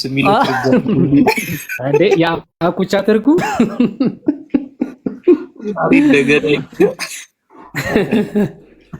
ብዙ ታልፈናል እኮ ይቅርታ ተጠይቋላ። ግን እሱ ነገር አይወድ ይቅርታ ሲል የምር አኩቻ ነው ወይስ ሌላ ነው ብያለሁ። እሱ የዛኔ የሆነ ትምህርት ቤት አስገብቶ ነበር። ያለውን አልሰማህም እንዴ? ሜሪት ዲክሽነሪ ምናምን ገዝቼ እሰጥሃለሁ ምናምን ብሎ እሪ ብሎ እኔ እኮ እሱ እኮ ነው ደግሞ የባሰ ቢጠይቅ። እሺ ስለዚህ ጋይስ እንዴት ነው? አንድ ሰው ከታች አንድ ሰው ይቅርታ አርጉልኝና ከታች አንድ ሰው ምን አለ? ምን ነበር? ኦኬ አዎ እናንተ እኔ መረጥኳችሁ እንጂ እናንተ የመረጣችሁኝ አይደለም ብሏል። እናንተ አልመረጣችሁም እኔ ነኝ የመረጥኳችሁ ያለ ጌታ እንዴት ይታያል የሚል ነገር አለ። እስቲ አንድ ሰው ሄዱበት ወይም እኔ ኦኬ ሄዱበት ነው ሄዱበት እስቲ እና አረ ሄድ እንግዲህ አሁን የእግዚአብሔር ምርጫ ስንል ብዙ አይነት የእግዚአብሔር ምርጫ አለ። በመጀመሪያ ማወቅ ያለብን እሱ ነው። የእግዚአብሔር ምርጫ ላይ የእግዚአብሔር ምርጫ ብዙ አይነት ነው። ለምሳሌ እግዚአብሔር በብሉይ ኪዳን ነቢያትን ሲያስነሳ አይተናል። መርጦ ማለት ነው። በቃ እንዲሁ ከህዝቡ መካከል ነቢያትን መርጦ ቃሉን በእነርሱ በኩል ሲልክ አይተናል። ለነቢይነት ለተለየ አገልግሎት ማለት ነው። እግዚአብሔር አምላክ ለተለየ አገልግሎት ሰዎችን ከማህፀን ጀምሮ እንደዚሁ ሊመርጥ ይችላል። ወስኖ በቃ ለዘላለም ዳኑ ምናምን ብሎ ሌላውን ደግሞ ለጥፋት እየተወ ምናምን ሳይሆን ይሄ ከዘላለማዊ ድህነትና ከዘላለማዊ ጥፋት አንጻር ብቻ አይደለም። ምርጫ ከዛ አንጻር ብቻ የሚታይ አይደለም፣ ለአገልግሎትም ጭምር።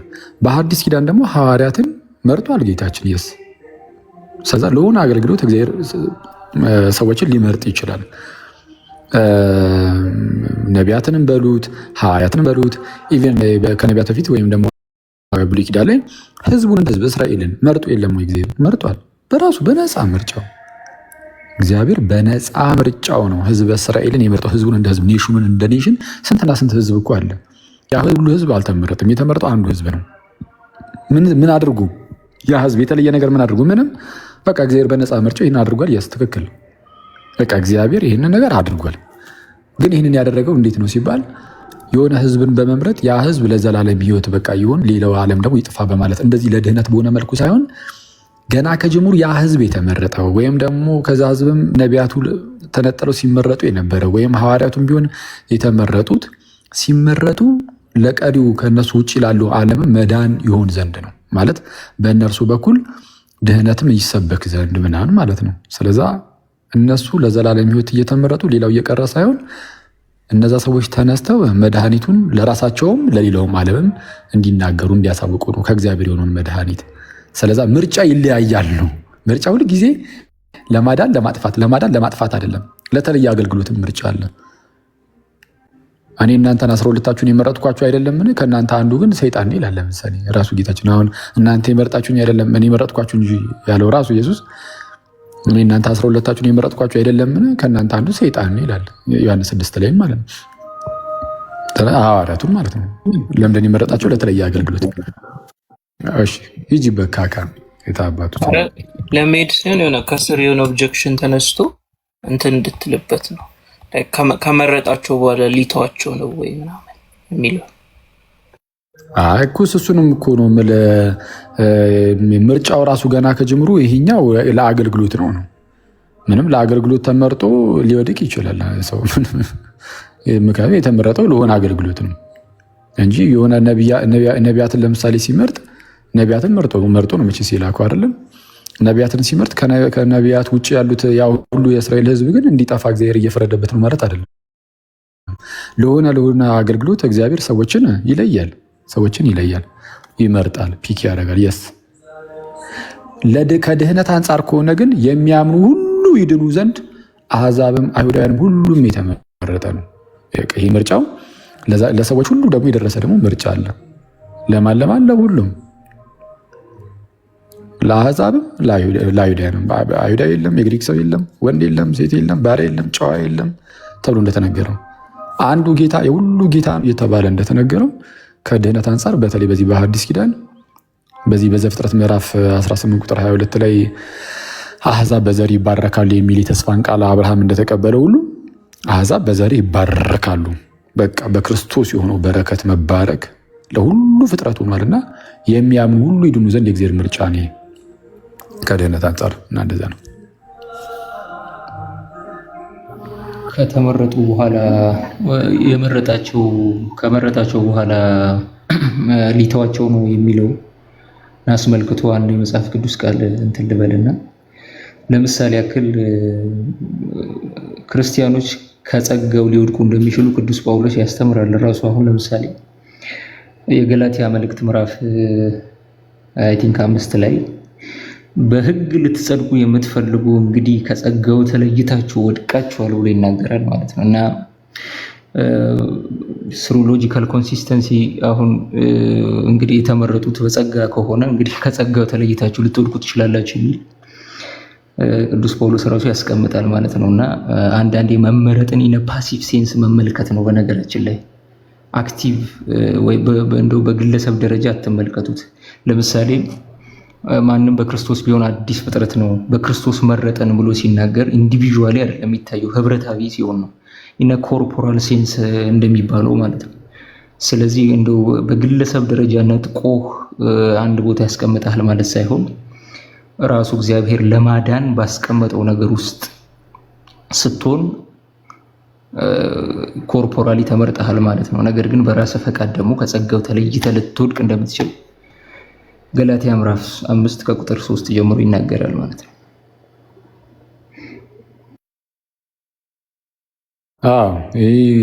ከዚህ ጋር ተያይዞ ይሄ አንዲ እንግዲህ ከዳኑ በኋላ ምናምን ድህነታቸውን ሊያጡት እንደሚችል ምናምን መጽሐፍ ቅዱስ በጣም በተደጋጋሚ እውነቱን ለመናገር የሚናገሩ ልክ ጴጥሮስ በመልእክቱ እንደሚናገረው ነው። ይሄ የዋጃቸውን ጌታ እንኳን ክደው የሚፈጥንን ጥፋት በራሳቸው ላይ ያመጣሉ እንዳለው ማለት ነው።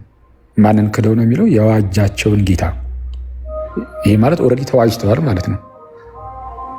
ጌታ ተቤዥዋቸዋል ማለት ዋጅቷቸዋል፣ ገዝቷቸዋል፣ ቤዛውን ሁላቸው ማለት ነው። የዋጃቸውን ጌታ ስለሚል ኦልሬዲ የተዋጁ እነርሱ እንኳን ሊክዱ ይችላሉ። ግን ይህ ማለት ግን ጌታ ይተዋቸዋል ማለት አይደለም። ጌታ ተዋቸው አይደለም የሚባለው። እረኛው ተቷቸው ተብሎ እረኛው ላይ እንትን እንድንል አይደለም። ሰዎቹ በእነርሱ ፈቃድ ይህንን ሊያደርጉት ይችላሉ። ልክ ጌታ ኢየሱስ በዮሐንስ ወንጌል ላይ እንደተናገረው ከእጄ ማንም አይነጥቃቸው ነው የሚለው። ስለዛ ከጌታ የሚነጥቃቸው አለ ወይ ከተባለ ኖ፣ በፍጹም ከጌታ ሊነጥቃቸው የሚችል የሆነ ሌላ ኤክስተርናል ፎርስ የለም። የትኛውም ሰይጣን ቢመጣ የትኛውም ሰይጣን ሊሆን ይችላል። ምንም አይነት ስፒሪት ቢመጣ እሺ፣ ሜሮን ምናልባት የሚጠቅምሽ ከሆነ ያዡ። ሁለተኛ ጴጥሮስ መልእክት ምዕራፍ 2 ቁጥር 1 ላይ ሁለተኛ ጴጥሮስ ምዕራፍ 2 ቁጥር 1 ላይ የዋጃቸውን ጌታ እንኳ ክደው የሚፈጥን ጥፋት በራሳቸው ላይ እየሳቡ የሚያጠፋ ኑፋቄን አሽልኮ ያገባሉ የሚለው ክፍል ማለት ነው። የዋጃቸውን ጌታ ክደው ይላል። የዋጃቸውን ጌታ ክደው የሚፈጥንን ጥፋት በራሳቸው ላይ ያመጡ ይላል። የሚያጠፋ ኑፋቄን አሽልኮ ያስገባሉ ይላል። ይሄ ብቻ አይደለም። ኢቨን ሪጀክቲንግ ዘ ሎርድ ዛት ሪዲምድ ዘም ነው የሚለው በእንግሊዝኛው ነገራቸው። የተቤዣቸውን ማለት ነው። ኦልሬዲ ያዳናቸውን የገዛቸውን እና እንደተባለው ግን በዚህ በዮሐንስ ወንጌል እንደነገርኳችሁ ከእጄ ማንም አይነጥቃቸውም ስላለ እረኛው ኃያል ነው። ስለዛ ምንም ነገር መጥቶ አይነጥቀው። እኛ በጎቹ ነን፣ እሱ እረኛው ነው። የትኛውም ተኩላ መጥቶ በጎቹን ከጌታ ጋር ታግሎ አሸንፎ ጌታን ከጌታ እጅ ላይ ፈልቅቆ መውሰድ ምናምን የሚችል የለም። ታዲያ ምንድን ነው ከተባለ በጎቹ ራሳቸው በፈቃዳቸው ግን ሊተውት ይችላሉ። እረኛው አስገዳጅ አይደለም። አስገዳጅ አይደለም። እረኛው አስገዳጅ አይደለም። እኔ ራሴ እኔ ሞድቅ ያለው ጋዲ ሉጣ እባክሽ። እንደውም አሁን ይቅርታ ጋይስ፣ ጋዲ ብቻ የሚገባው ነገር ተናገርኩኝ። እሺ ቃሎት ያሰማልኝ እና ጻድቅ ሕዝቅኤል 18:24 ላይ ነው አይደል?